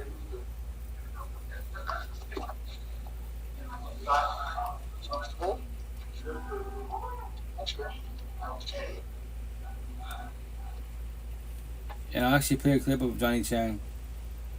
He's a beast, right? So How do I like right now, okay, remember this. I believe he did like 10 years or 15 years in prison. Don't quote me now, but something like that, right? He can tell you a story. But once again, I'm brown with tattoos. He's Asian with tattoos. If you saw both of us walking the streets before we open our mouth, you would think gangbanger, mafiosos, prison tattoos. And when we started speaking, telling stories, he lived the life. I grew up with the life, but lucky I avoided every which way. My family and friends, to this day, they're still doing that lifestyle, right? So we just want to say this. He got out of prison, and I use the term to trigger people, right? He became a Bible thumper. God. No, they don't God. Once again, when it comes to religious talk, if you want to learn about the Bible, he's a beast. The way I talk about life and focus all my energy on life, these real life, raw feelings, that's the Bible. Like he says, I'm not a Christian. I'm just a follower of Christ, and that's it. You know, I'm not Pentecostal, I'm not Mormon. You can call me whatever you want. No, I'm just a follower of Christ, and that's it. And he even elaborated a little bit. I think I have a clip somewhere that they asked him about that. Like, and I say respectfully, like, I'm born as a Catholic. If you actually read the Bible, like, word for word and try to comprehend it, like, old school, you know, the Old Testament, respectfully, like, God was too narcissistic. Like, holy wars, go over there, murk these people, you know, basically kill the men, keep some of the slaves to be, you know, for warriors, quote unquote, and then keep the women, kids, and murk the animals and the crop. Like, I don't believe in that. As it being respectfully, wise, the New Testament, Jesus side, Jesus is more empathetic. Respectfully, you know, he even said the same thing. Like, the Old Testament's a little rough. You know, like, that's when people get discouraged. Like, yeah, I don't know all about that now. I'm not doing that really. You know, that's why he says, I'm a follower of Christ, and that's it. He read the Bible, I believe, 27 times front to back, so he knows. As he's speaking, he'd be like, Romans, blah blah blah, Jonathan, Psalms. I'm just like, he's a beat. He knows the Bible, you know. Respect. If I wanted, I could do the same thing, but I say this respectfully to the fullest. Like, I'm born as a Catholic. I'm gonna sit there and read it. That's my free will choice. That's what I'm saying. If you want to know about Bible, Johnny Chang. He's a beast. You know, he's going pretty much. He's been viral, right? And I'll play a clip in a minute. The reason why he became viral. Before he became viral, he's been doing this positive talk, you know, religious talk, going to the prisons, all that good stuff, which is beautiful what he's doing, right? He's trying to elaborate best as possible. And no one's perfect, have our flaws. And he breaks down, like me, like, I forgot about that. Like, I believe Peter, one of the apostles, like, before he became an apostle, I believe the story of, don't quote me now, I could be wrong, but I believe he, like, prior to becoming an apostle, follower of Jesus, aka Christ, you know, he was like, I think he was like a soldier, murking people, cutting people's ears off, you know, bloodbath bullshit. And magically, he found God, aka Jesus, right? And then became one of the apostles and stuff. You know, so that's why, you know, we can change our lives whenever we want to. Like, you know, when it comes to like this narc talk, the narcissist can't change. I used to say the same shit. You know, believe me, go to my YouTube channel, my Spotify, Coach Rita Podcast. The cool thing about technology, you can rewind time. You want to see the old version of myself 5 years ago? My ex, the mother of boy, she's a narcissist. Everyone has narcissist traits. Narcissists can change whenever they want to, which is their free will choice. For them, it's harder because they've done so much wrong in life. And in their head, you know what? I already fucked it. I've already burned so many bridges. Why should I even try? YOLO, you only live once. It is what it is. That mentality is so wrong to have, but I get it. Because you fucked up so much. Like, there's no point in me trying. You know, I'm going to go to hell. Say that. Do that. If that's what you believe, that's your free will choice. But it's not ever too late. And remember this to warn you, the day you start the healing journey and you was too narcissistic, all these people that you hurt, they don't have to forgive you. You can be, you know, loving to the fullest, be authentic, you know, do closure for yourself. And tell me, yo, shut up. Don't have to talk to me. Let me speak my mind, that's it. I did you wrong, all this good shit. And you can look at them like, and they can look at you, that as like, I don't believe you. And if they tell you that, will that trigger you? I told them, you know, like, yeah, but remember, they don't have to forgive you. That's their free will choice. You hurt them. Hurt people. You know, heal people, we heal people. The worst people you can show with your words is who? Your partners, especially your kids. Those relationships to rekindle is really hard to do. Sorries don't fix it at all, you know? So that's what you do, closure for yourself. First hard part, forgive, communication, and not forget you lived. The second hardest part to do, let go. Do closure for yourself. Comprehend what it feels to do comprehension. That's my next tattoo. 5 years ago, I look at my exes, my past pain, toxic love, trauma, child trauma. I have nothing against, what's the debate doing, Queen? I have nothing against my family, my exes, nobody. Because they to this day, they don't know this conversation. Because why? They're still on a journey, not a healing journey. They can say higher source. I'm like, cool, higher source, right? But like my situation, people, especially my ex-wife, sometimes, you know, she's doing better. But in this lifetime so far, I'm the last person that destroyed her, especially in a relationship. She's still with her hubby type of situation, right? And that's when she talks about us to our kids. You know, she thought, you know, it's the old version of myself. And that's what, you know, the old version of myself, I would actually, you know, intervene when she talks to our kids. Now I stay quiet. I don't say shit. I let her vent. And when she's venting and she's speaking her mind to our kiddos, remember, she's talking to adults. You know, I'm hearing. I'm an adult, but I'm hearing. I'm not intervening at all. And she starts talking about us, what I put her through, what the kids through type of situation. And she starts, you know, treating her own self to the point, she, you know, she tears up, gets wrecked, because when you like to get with a chameleon, and she walks away. She has the right to feel like that, and that's why once in a while time, she hasn't done it lately, but when she, you know, let's say she's like, you know, it triggers the type of situation too much. But then when she gets triggered and she's like popping off, and then when she's calmed down, I touch it out. Like, it's been 5 years, right? There's your hubby right there. You have a partner, I don't, right? So that's why I say, as a forewarning, like anyone that moves on when it comes to the, you know, the breakup, right, the divorce type of situation, you know, it's not a race, no marathon, right? When I said respect to the fullest, but the partner that fall back, we're typically the queens, y'all fall back, start the healing journey. Us men, we're narcissistic, we do the body hop in the whole phase. If your partner moves on right away, for the most part, they've been in a relationship. A premeditated choice, they've been talking to their option. But here's the kicker, like, it's not raising the competition, but your ex that moves on right away, social media, face to face, they get those, you know, their new partner can talk shit to you. You know, you're mad because they got your man, your woman, all that corny bullshit.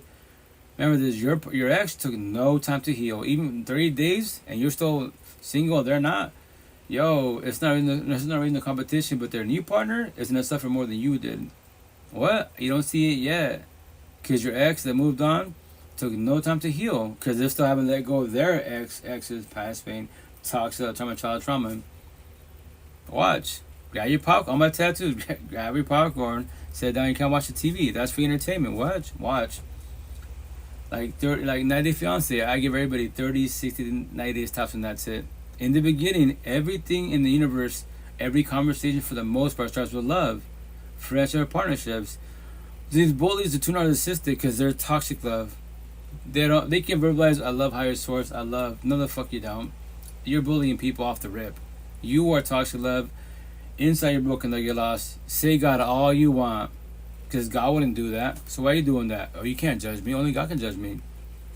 Well, we're all part of God. You know, Christ's conscience, quote unquote. I just called you out. I got my face tattoo. 1% woke. We're the referee judges of the universes.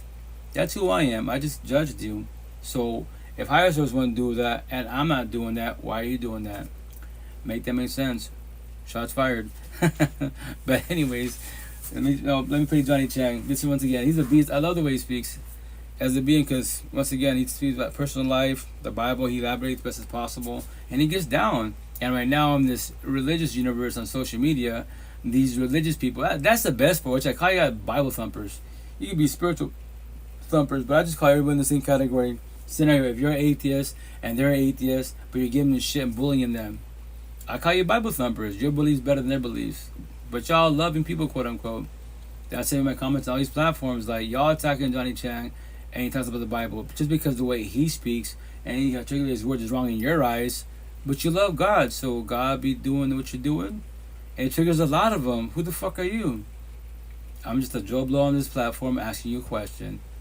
He believes in God, you believe in God, and y'all give him shit. That's why you have these fucking man-made wars. Religions like gangs and mafiosos and shit to the fullest. You're a Christian? I don't fuck with Buddhists. I don't fuck with Jehovah's. I don't fuck with atheists. But you love God. I'm a Catholic, you're a Catholic, but we're each other's throats, but we both love God. Like, you Bible thumpers, man. The biggest hypocrites in the universe to the fullest, you know? But anyways, if you want to know about the Bible, quote unquote, and, you know, in a positive manner, I hype him up, Johnny Chan. I love the way he speaks, the way he articulates words and he elaborates, you know, and tells stories. But once again, nobody has to believe nobody.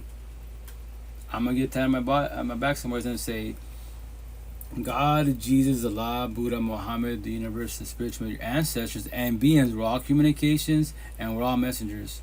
Nobody has to comprehend nobody at all. That is your free will choice. Only you, as one being, can do comprehension.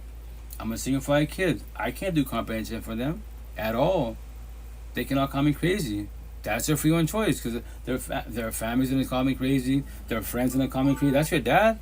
He's fucking crazy. They can tell me in my face, I'm not gonna get offended. I tell everybody, yo, I'm crazy, but I'm blessed. Y'all been toxic relationships. You bitch about life. I used to be like you. You're a man and a child. All this shit y'all going through, capital E, I want to ever go through it again. I don't need people in my life. I want people in my life. And it's the best part. There's many people in the universe, but I was just about 1 or 2 or 20. Make that make sense respectfully, you know? So this is from Johnny Chang, Still Haunted by Your Past. Remember this, religion talk. And as long as you're patient enough, or mind enough, it's a person talking about the Bible and telling stories, and that's it. You don't have to comprehend nothing at all. That's your free will choice. If you don't like what I'm talking about, or whoever's speaking behind the screen, keep scrolling. That the fuck. No, here's the kicker. The cell phone, social media, Nobody has to be here. And once again, to inform people, if social media is too much for you, if it's too triggering wise, then get off social media. Use a cell phone, YouTube, Google, Reels, and bullshit. No platform, no IG, no platforms at all. That, remember this, the fountain. What's the fountain of youth? Which I've been saying lately, wise. What? What is the fountain of youth? It's very simple, black and white. It's what? The less stress in your life, the better for yourself. What? That's what the term, that's saying, stress is a killer. It's very factual. It is a killer. The worst stress in the universe, everyone that's in toxic love, broken, co-different relationships. You're at each other's throats every day above ground, but you love higher source, and you're both good people. Really? So you'll age faster, to the fullest. You're shaving years of your life back off to the fullest. And then your health goes to shit, your mental health goes to shit, because one person in all the universes, all the realms, takes your energy and respect for you, allow it to happen. I allow it, comma, not knowing. What do you mean? The door's right there. You get left a long time ago, respectfully. But don't worry, I was you. I make it sound so easy, but I worked with myself and my real support team. I got blessed with them, all 10 of them 5 years ago. 5 years ago. Now I just tell stories and pay it forward. But anyway, Johnny Chang, still haunted by your past. How do I learn to forgive myself of the past? Recognizing that you're already forgiven by the one who made you forgiven, made you holy, made you sanctified. So a lot of people pass judgment on themselves, but they don't recognize that that judgment doesn't matter. You not forgiving yourself also doesn't matter because Jesus forgave you. His forgiveness matters. So let's say there's people out there who don't accept the forgiveness of Jesus, but let's say they forgive other people. Does that help them in any way? Sure, probably here on earth, but there's no reconciliation or redemption. If you think about it on that end, my forgiveness towards others doesn't mean anything. I have to be forgiven by the blood of Jesus. So when we focus on that, then we start to recognize, because there's people who are forgiving other people. There's agnostics, there's Buddhists, there's atheists who forgive their parents for trauma, who forgive other people all the time. But does that then get them into heaven? They're being Christ-like, but without the blood, you can't get there. So it's not about, do I forgive myself? It's, did God give his verdict to me? Did he give guilty or forgiven? No, he gave forgiven. So you can then move on, right? Hebrews 10:17 talks about this. When you receive the remission, there is no more offering for sin. So you don't have to continuously fight your sins. You have to recognize, oh, I'm forgiven of these sins. I'm absolved of these sins. I don't owe the debt anymore. As long as you don't keep sinning. God forgive me. I love saying this part, religion, but once again, boy is a Catholic, right? So in the religious universe, for the most part, you go to church, the hall, whatever. You talk to the priest that do your confession, right? And then if I tell this priest my sins, I'm forgiven from God. Sure. As long as you keep doing it wrong. Hello, number one, how you doing? How's it going? If you don't keep doing the same mistakes over and over again, that's shit really out there. So, 2 seconds, guys. But anyways, whatchamacallit, so the scenario, more on the male side, so let's say he all cheats on you. He knows when he goes to church and tells the priest, guess what, Father John, I cheated on my wife again. It's my 4th time this year and that's it, And he knows already that he's gonna get a fucking slap on the hand. Okay, cool, if you want God to forgive you, he's gotta do 10 Hail Marys, 10 Our Fathers. Deadass, if I, once again, boy is a Catholic. I already know that conversation. Boy is a Catholic. Went to church all the time as a little kid. Went to private school. Every month do my confession and shit. Every wrong that I did, you want God to forgive you. You gotta do 10 Hail Marys. The most maybe 20 Hail Marys, 20 Our Fathers. Cool. I prayed 20 times the Hail Mary, the Our Father, and I'm forgiven. So I think these boys that are fuck boys, they know the same shit. I get cheated on my wife. I tell the priest my sin, my confession. 2020. Yo, I love saying that. If I was to be a priest, scenario, right? I'll be a dick. Especially to all these partners that cheat on their partners and shit. Like, how can you come in God's house and say, I love God, but I just cheated on my boyfriend, girlfriend? So scenario, hey, I'm a priest. Hey, Father Rito, guess what? Let's say they cheat one time. Yes, people do mistakes, quote unquote. My belief, when they cheat, it's over. But I'll play stupid. I'll go with religion talk to the fullest. Well, you did a mistake, yes. We're not perfect. We have our flaws, right? We all have our flaws, right? So we're not all Jesus-like. So if you want God to forgive you, he's got to do 20 Our Fathers, 20 Hail Marys, right? Cool, he's going to do it. And then he's, in his head, Cool. My God, I mean, God forgive him for my sins for cheating on my wife, my husband, and I'm gonna go to heaven. That's the belief initially. But let's say they come back 6 months from now. Hey, Father Vito, guess what? Like, I cheated on my wife, I cheated on my husband again. And now remember this, I'm not a traditional priest. The first time, yes, chance number one, I'm a traditional priest. I told you 20 Hail Marys, 20 Our Fathers. Now you come again, and guess what? Check out, hey, John, Maria, like you came 6 months ago and you didn't learn from your mistake, right? So here's the kicker. If you want God to forgive you, if you want to step in God's house, go to the heaven, quote unquote, you gotta do to put fear in them. You gotta do 10,000 Hail Marys, 20,000 Our Fathers if you want God to forgive you, if you want to step in God's house, aka heaven. But if that's too much for you, Father John will be here at noon, and he's traditional. He'll do 20 and 20. And guess what he or she's gonna do? More likely to go to that father, and on top of that, hey, can I speak to the bishop? What? Because Father Vito over here, he's bullying me. What do you mean? Well, last time he told me that to have God forgive me type of situation, to enter in the kingdom of heaven, I gotta do 20 Hail Marys, 20 Our Fathers. But that I cheated again. Now he's telling me I gotta do 10,000 Hail Marys and 20,000 Our Fathers. More likely I'm gonna get punished or fired for being a priest, because that's what I'm saying. Like, when it comes to religious talk, like, yo, all these fuck boys and fuck girls, especially on the male side, really, I call everybody the fuck out. So would God, Jesus, Allah, Buddha, Muhammad, the universe, the spiritual, your ancestors be fuck boy and fuck girls, cheating the partners? If they're love higher source, I doubt it very much. So why are you doing what you're doing? And why do you keep doing what you're doing? If I'm not doing it, higher source not doing it, then why are you doing it? Make them make sense. And remember, these conversations, every conversation anybody has with any being, when you're hearing this, you don't see Johnny Chang, you heard Johnny Chang, right? So these conversations, the knowledge and metaphor, it's what? Everybody plants seeds. Nobody has to comprehend nobody at all. But when you hear this conversation, if it's intriguing to you, will you water the seed, study the seed, observe it, or let the seed die?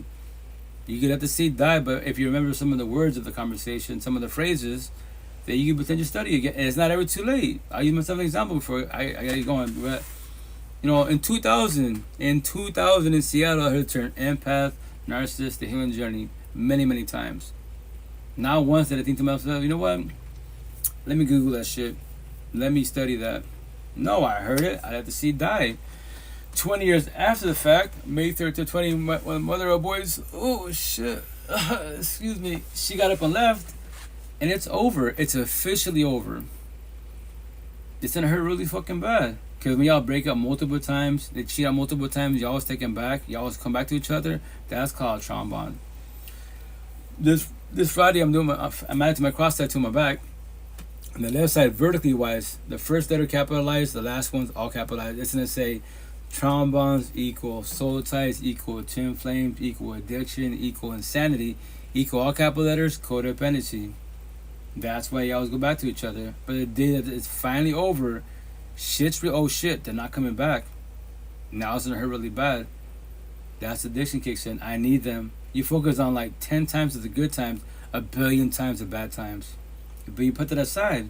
In our heads, you're trying to make this shit work. In our heads, the fucking universe is Care Bears. Physically, how's that working out for you? Yeah, stop lying to yourself, man, respectfully. So, that's the shit for everybody out there. So, 2020, what I do? Google, YouTube, what's an empath? What's a narcissist? What's the healing journey? Where did I go to? YouTube and YouTube and TikTok. And I was like, all this time, I'm a bookworm, then go to libraries and shit. Not once, and I heard the terms. That's what I'm saying. The seed died in 2000. I heard it multiple times, right? Never researched it. That's why it's not ever too late. But I promise you 1,000. When we start the healing journey at a younger age, the younger the better. You're the head of the game. All the young cats are younger than I am. My tattoo, I challenge everybody. 39. What? Beat me at 39. Go through all your first journeys and get your life back. It's not really a competition, but I'm calling you out. If you need help and guidance, I got you. I hold you on guidance to the fullest. That's all the young generation. I know you feel like you're not doing good, but I ask all of them, yo, king, queen, do you have kids? Like, nah. Well, we Spanish say this, like, you're blessed. What do you mean? Imagine going through, these breakup, divorces and shit, this healing journey. Now add a kid in the mix. Try to do co-parenting. When that little asks, yo, where's mom at? Where's mom at? Where's dad at? And it hurts because you want the family to be together, but it's been over a long time ago. Now you doing with no kids. Respect, yo, kids are a blessing, also a lesson. I'm a single for your kids. I tell all my kids, don't become your mother and father, we're not together. Don't become us. I tell everybody out there, kids in marriage, wait till you're 30, 40 years old. Make sure you're established for yourself as one being. The potential to be, make sure they're established. And potentially you can become a couple, do this love relationships, maybe have kids and get married. And just to forewarn you, you don't comprehend this. Did you know everyone's traumatized? A lot of people are in relationships, toxic when they feel single, or they could be single, and they see you as a power. Every time they see you as a power couple, lovey-dovey and shit, every single time, whatever the fuck, open doors, the way you talk to each other in public, fucking tongue wrestling, like, damn, why can't I have that shit? Look at them. And remember this, everyone has narcissistic traits. They can potentially pass boundaries, shoot their shot. But remember this, I call everybody the fuck out. Don't call yourself a good person if you're shooting your shot. A and B, they're a couple, monogamy, and you're see through Z parties. Your narcissistic control as best as possible. Why would you want to get in some relationship and try to offer lust and intervene? But I love higher. Don't mention higher. I'll call you the fuck. Don't mention higher source. Higher source wouldn't do that. The devil, Satan, Lucifer, quote unquote, will tell you he's a bad person. He'll do it. You put that in your head. That thought in your head. That's how I'm a tattoo. The little angel, little devil, like the cartoons. Every day, Belgium, they both talk to you. Whatever, you be atheist, whatever term you want to use. Right, wrong, positive, not negative, yin, yang, consciousness, self-conscious. What term do you want to use that's black and white? It's on my body for a reason. So no one puts the gun to your head. God says, yo, like, keep working yourself. That love right there, eventually you might have it. But don't worry about that yet. Worry about yourself. Keep working on yourself in the healing journey. Learn to love you. But if you want to be codependent people, I pray for you, you know? And these people are like, nah, fuck that. Don't listen to God, listen to me. Go shoot your shot. I promise you, when you shoot your shot, they'll give you a chance. Go become the side chick, the side guy, and you love God. I love Buddha. So when it comes to, this, your exes, your past traumas and bullshit, you do the freedoms for yourself. And and same as Johnny Chang is religious to the fullest, right? Which is beautiful. Nothing's wrong with that. And so like you said, I don't know if you heard what he said a minute ago, because you don't comprehend this, to evolve a life, right? To make it a kingdom of heaven, you gotta live the life of the Bible to the fullest. Believe in the Bible. And I said it respectfully, He even says it, because terminology wise, so that means all you atheists won't go to heaven. Y'all gonna go to hell type of situation. That's why I'm religious, born and raised Catholic, right?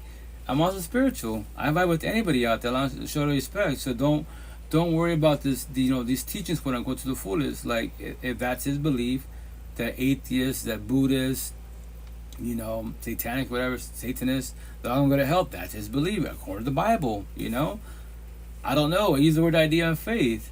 When I pray, once again to God, Jesus, Allah, Buddha, Muhammad, the universe, the spiritual, our ancestors. I don't know. I use the word idea and faith, but I know this, that I've been working myself, but I try to show respect to everybody best as possible. Got to the queens love me, the boys hate me, because I was them on a journey, not a healing journey. You queens can verbalize the healing journey or been doing the healing journey. But the reason why I say it is you can say love all you want. I'm male side or female side, but if you, I tell everybody out there, I tell my kids, you have these feelings, right, but they're not factual. What? When you make this with your heart feelings, but the same thing, you will always fall on your face. You will sabotage your life. You will sell yourself a dream not knowing what? You're going to sell yourself a dream. Because someone told you a sob story, boo-hoo you think you're the one, that you're a fixture, changer, and savior. You're not Jesus. And Jesus says, Jesus, Buddha, Muhammad, I'm just telling stories. You don't have to combat me at all. I can't save the whole universe. I just tell stories, and that's the shit. That's the shit every which way, man. That's why if you want true happiness, unconditional love, support, real support teams, the fountain of youth, that start from who? To the person in the mirror, not nobody else. What? Everything starts with you. You just don't know that yet. That's why every which way, if you want to be quoted people, what do we all say? Because people make you feel good. My parents, my kids, the priest, the therapist, the people that I follow on social media, yes. And then what else? Man-made bullshit.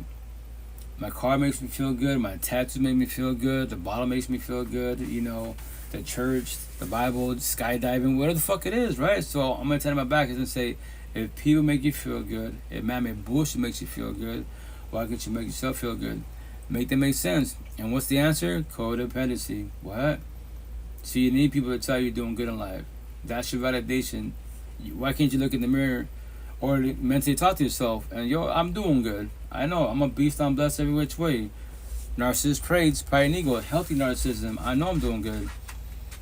That's what I'm telling you. I'm not cocky at all. Like, nope, I'm blessed. All this shit I talk about, what is that? I comprehend it. All y'all going to talk to, I won't ever do that again. Ever. Capital fucking E. I don't need people. I want people. I don't need a partner. I want a partner. If it becomes toxic, I already know the door's right there. As one being, the potential to be, I tell them day one, and I tell them, let's say scenario throughout the relationship, to remind them, if I see red flags, they're still traumatized of their ex-exes, I'll remind them, babe, just to let you know, to remind you once again, the door's right there. If you're not satisfied, if I'm too much for you, you don't like the way you speak, you know, like a lot of queens out there, right? They said they want love and they want a man, a healing journey, quote unquote, but then when he helps you with your feelings, like a lot of potential, they, you know, to try to shoot. We talk about it, do a little speed dating. They be like, well, I want you to be my man potential wise, right? But don't be my therapist counselor. And like, okay, so what do you, I love when they tell me that corny ass line, be coach it out.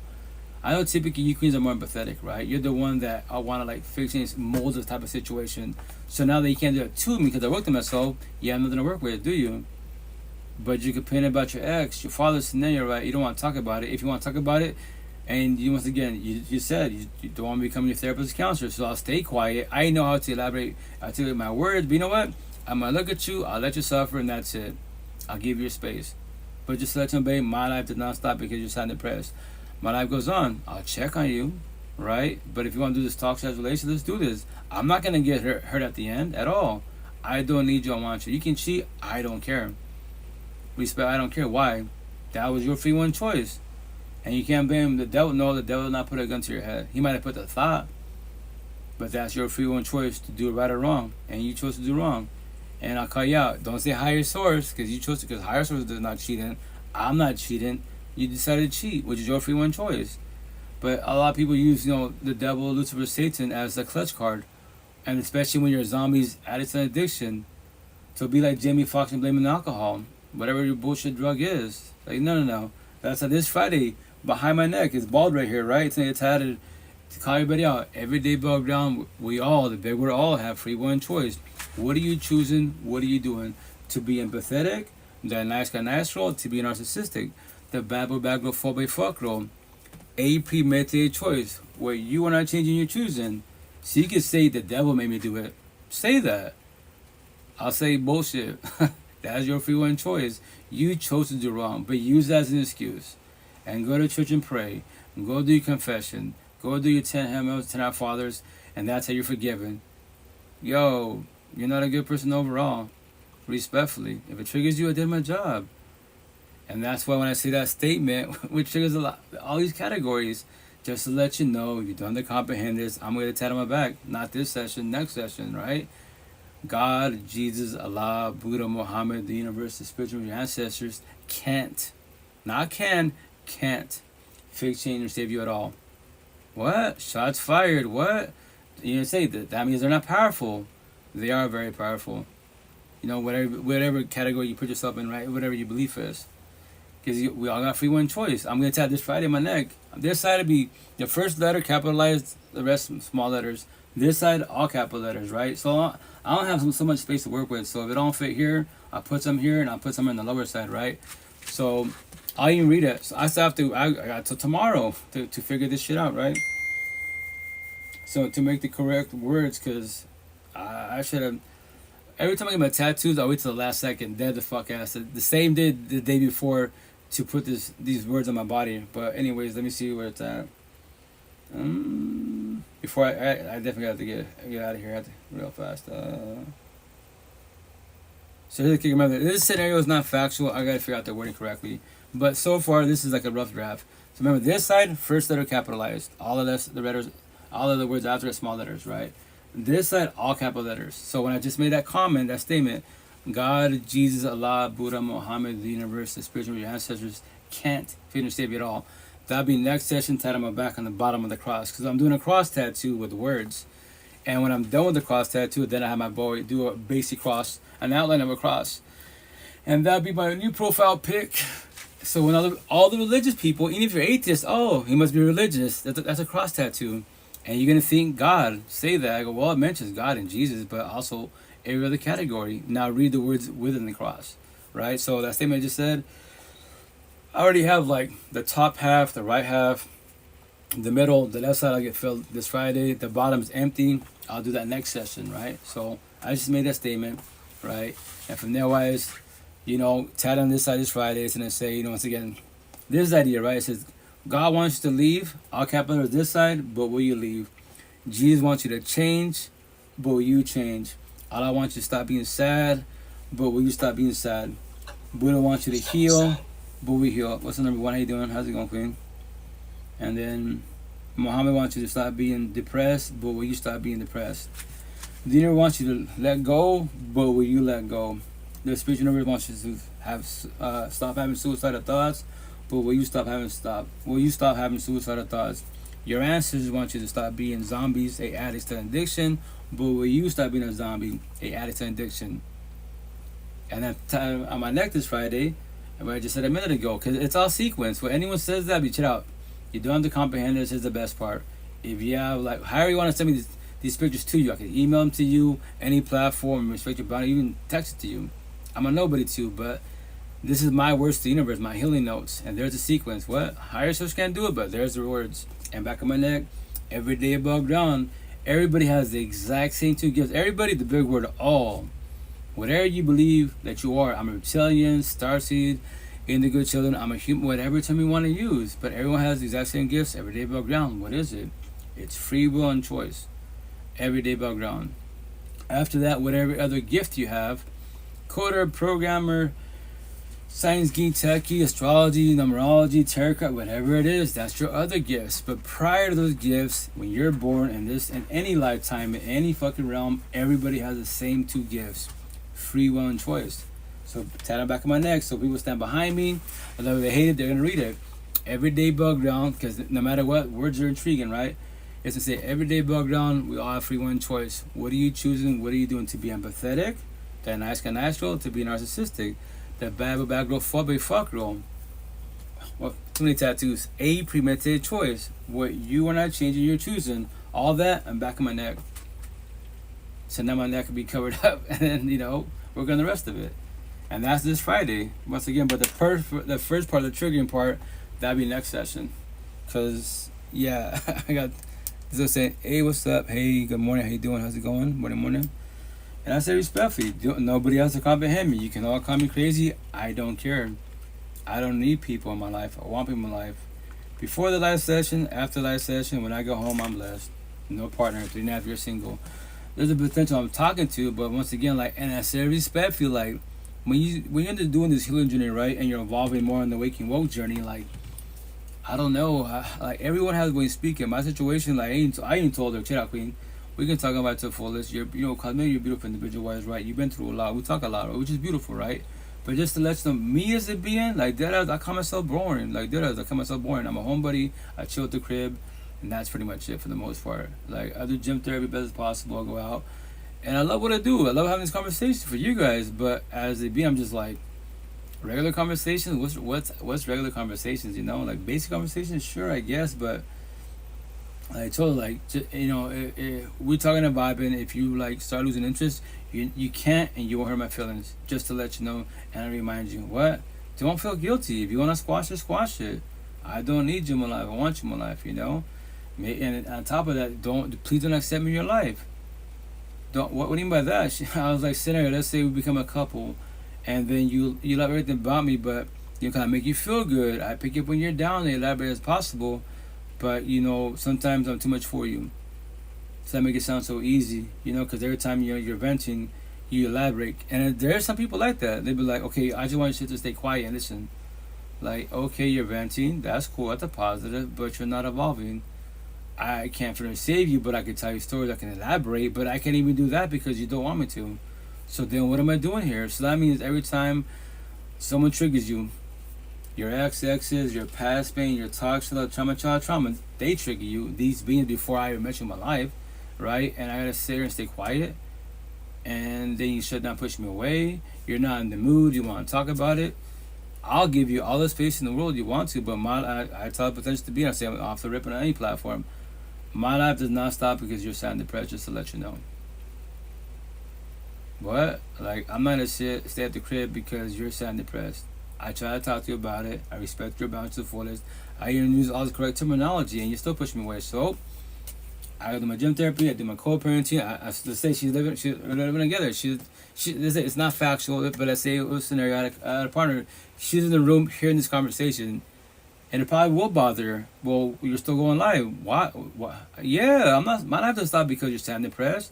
You're in the room quiet and chilling in your thoughts, and I'm trying to talk to you. Pick you up when you're down, and let's figure it out together why you're sad and depressed, whatever's triggering you wise. But you don't even want to do that. So, babe, what are we doing here?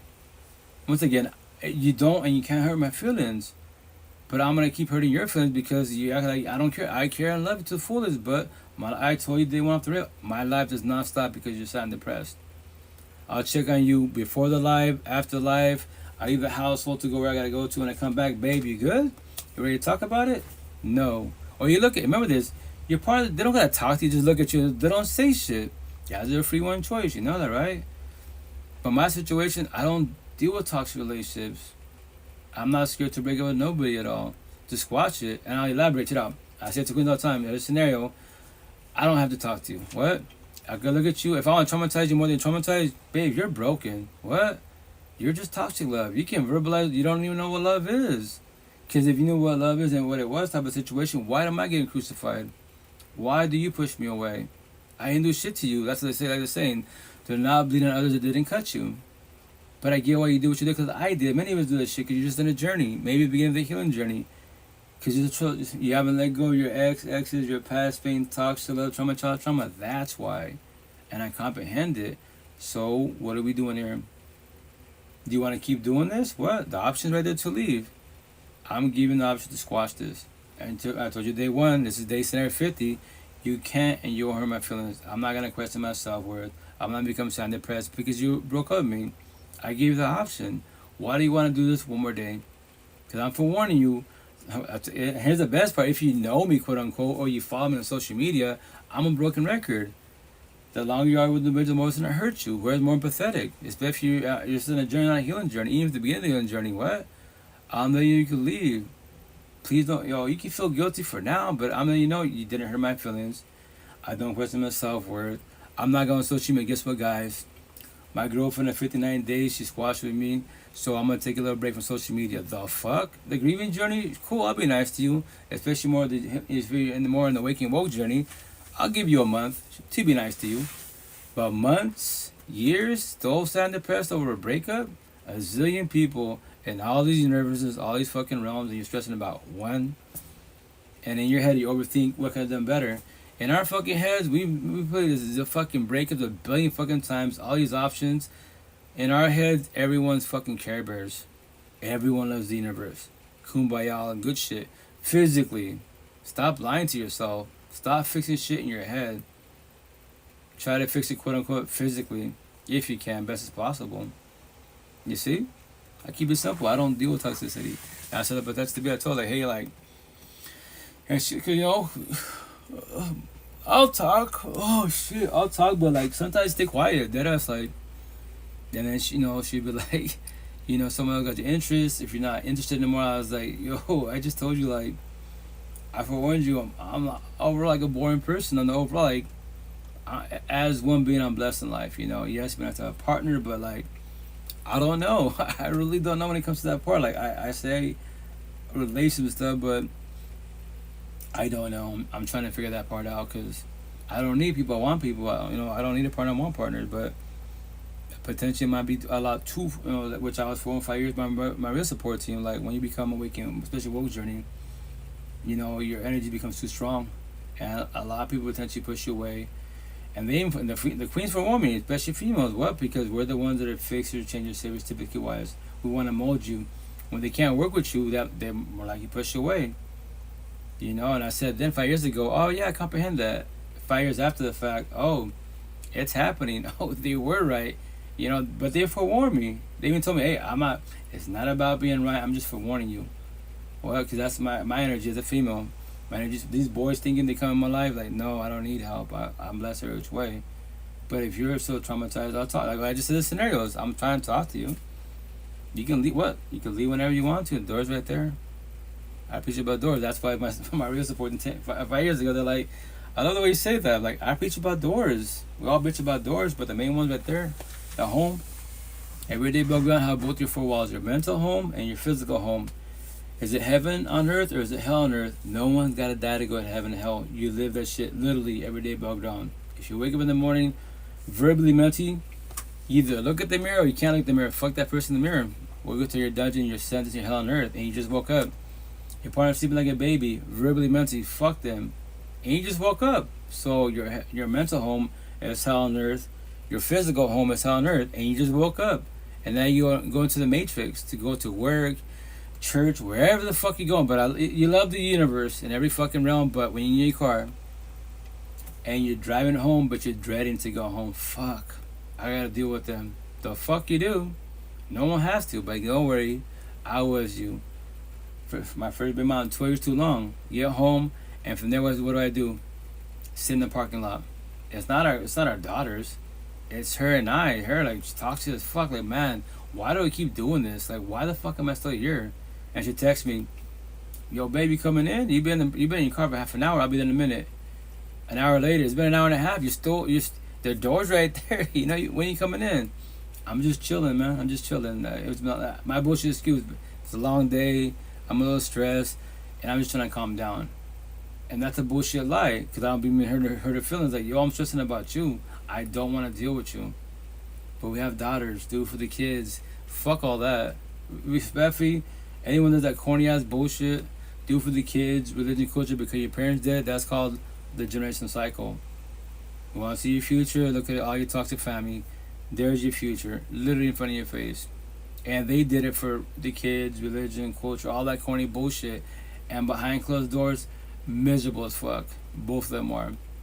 Especially the queens. She's happy for everyone's relationship, but is not happy for her relationship. Married as a couple, but she feels single. And then cherry on top, she fucking daydreams about love, but she loves God. He loves God. Fuck all that. Respectfully. But anyways, have a blessed day. Have a good morning. I gotta get going. I'm supposed to be at the gym. I'm in Seattle now. Yeah, anyways, have a blessed day. Have a good morning. I'm always in your pocket 24/7, 365. Please don't ever feel alone. The cool thing about technology, why am I here? I don't have to be here. I choose to want to be here for you guys.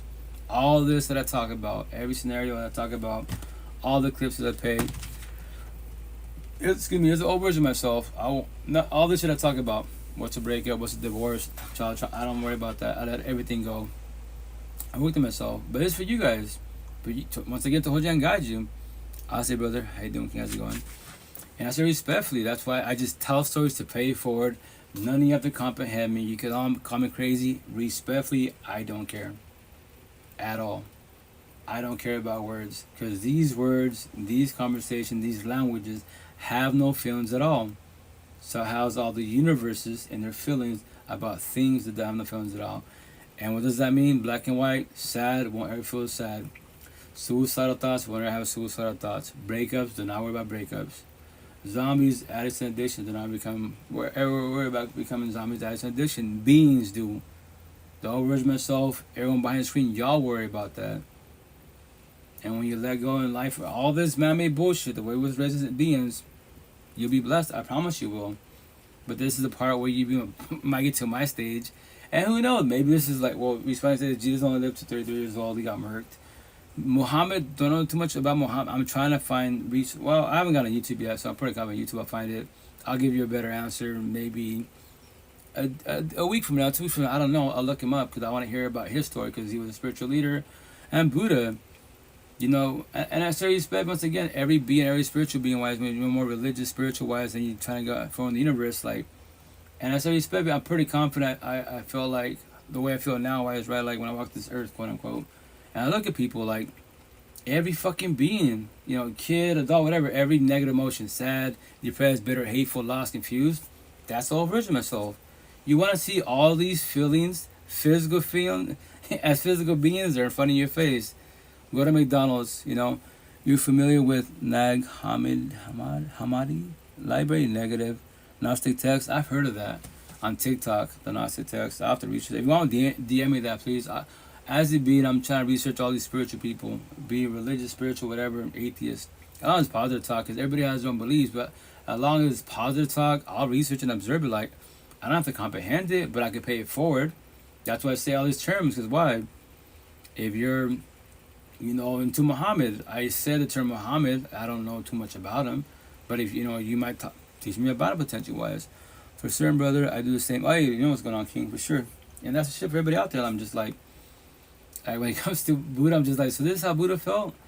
Like I love the way Buddha said this. I'm the doctor, your mental health, right? But he used that term, you're sick because your mental health, anxiety, depression, all my tattoos. My teachings is the medicine. I'm going to give it to you, and you do whatever you want with it. What? Whatever you want to do with it.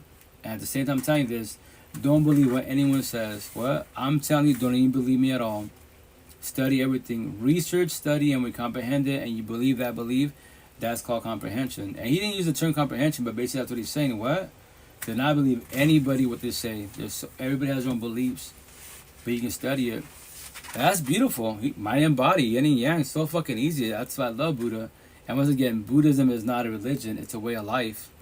That's all it is. But I do mind and body, what Buddha was doing 25 years ago, and the cherry on top, I preach about the person by your side. What? Relationships can make you, break you, destroy you. Before you met this individual, you love God, Jesus, Allah, Buddha, Muhammad, the universe, the spirit of your ancestors. And everything starts with love. And they go to toxic love. Now they're, emotionally, spiritually abusive, physically abusive, being fuckboy fuckgirls. And now you start questioning your self-worth.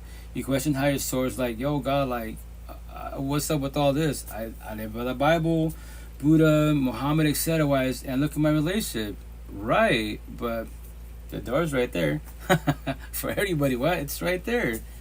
Whatever your higher source and you believe there's nothing wrong with that. So do you believe higher source would do that to you? If you know the answer is no, why do you allow toxicity by your side? And yes, I know you love them. And they can realize I love you, but that's not love, that's toxic love. It's all about terminology, you just don't know that yet. And here's the best part, when your partner's too narcissistic and toxic as fuck, and they can say they hate you, they beat your fucking ass, but now say I love you, they lock eyes and kiss you. And that's once every fucking year. But that's how we focus on the good times. Because of trauma bonds and this corny ass bullshit, because of codependency wise. Don't fall for that. Love doesn't hurt. And as a forewarning, when you start the healing journey and you actually start getting a person that loves you, it might be scary. You might think it's boring. And in your head, you overthink, this is too good to be true. So this is love, this is higher source, quote unquote. So now and then once again, you're too traumatized. Before they cheat, I'll cheat. Before they leave, I'll leave. Before they ghost, I'll ghost. Yeah. Hurt people, hurt people. Heal people, heal people. Everything is a lie. Everything is permitted 1,000%. And yeah, that's why I initiate that big term, whatever you want to believe in, but keep it simple. It's called what? The generational cycle. Everyone's stuck on that every which way. But as you get older, you have real support teams. I'm more as a Catholic, but I ride with spiritual people, atheists. I ride with anybody that's positive every which way. My family doesn't like that. What's wrong? They're the devil. Yes, because you're Bible thumpers. Anything that's not, Catholic, Christian-like, for me talking to a Buddhist, I'm going to go to hell. For me talking to a person that's a Wiccan, I'm going to go to hell. Yeah, because they're the devil. It's cool. That person you call the devil, they speak some good, positive shit. But you won't have patience enough or might have to have a conversation with them because of your beliefs. Say that, do that. Stay stuck on that bullshit. I pray for you. I go my day, go my life, and that's it. And I say all the respectfully, But love you guys. Twisted, have a blessed morning. Good to see you. It's been a minute. Figure, stay blessed, be a squad. Have a good day. I'm on your pocket, guys. Stay blessed. Ciao, ciao. Oh, shoot. Big squad. Love you guys. Take it safe. Ciao, ciao. Both the Facebooks. Love you guys. Take it safe. Ciao, ciao. Both the TikToks. Love you guys. Take it safe. Ciao, ciao.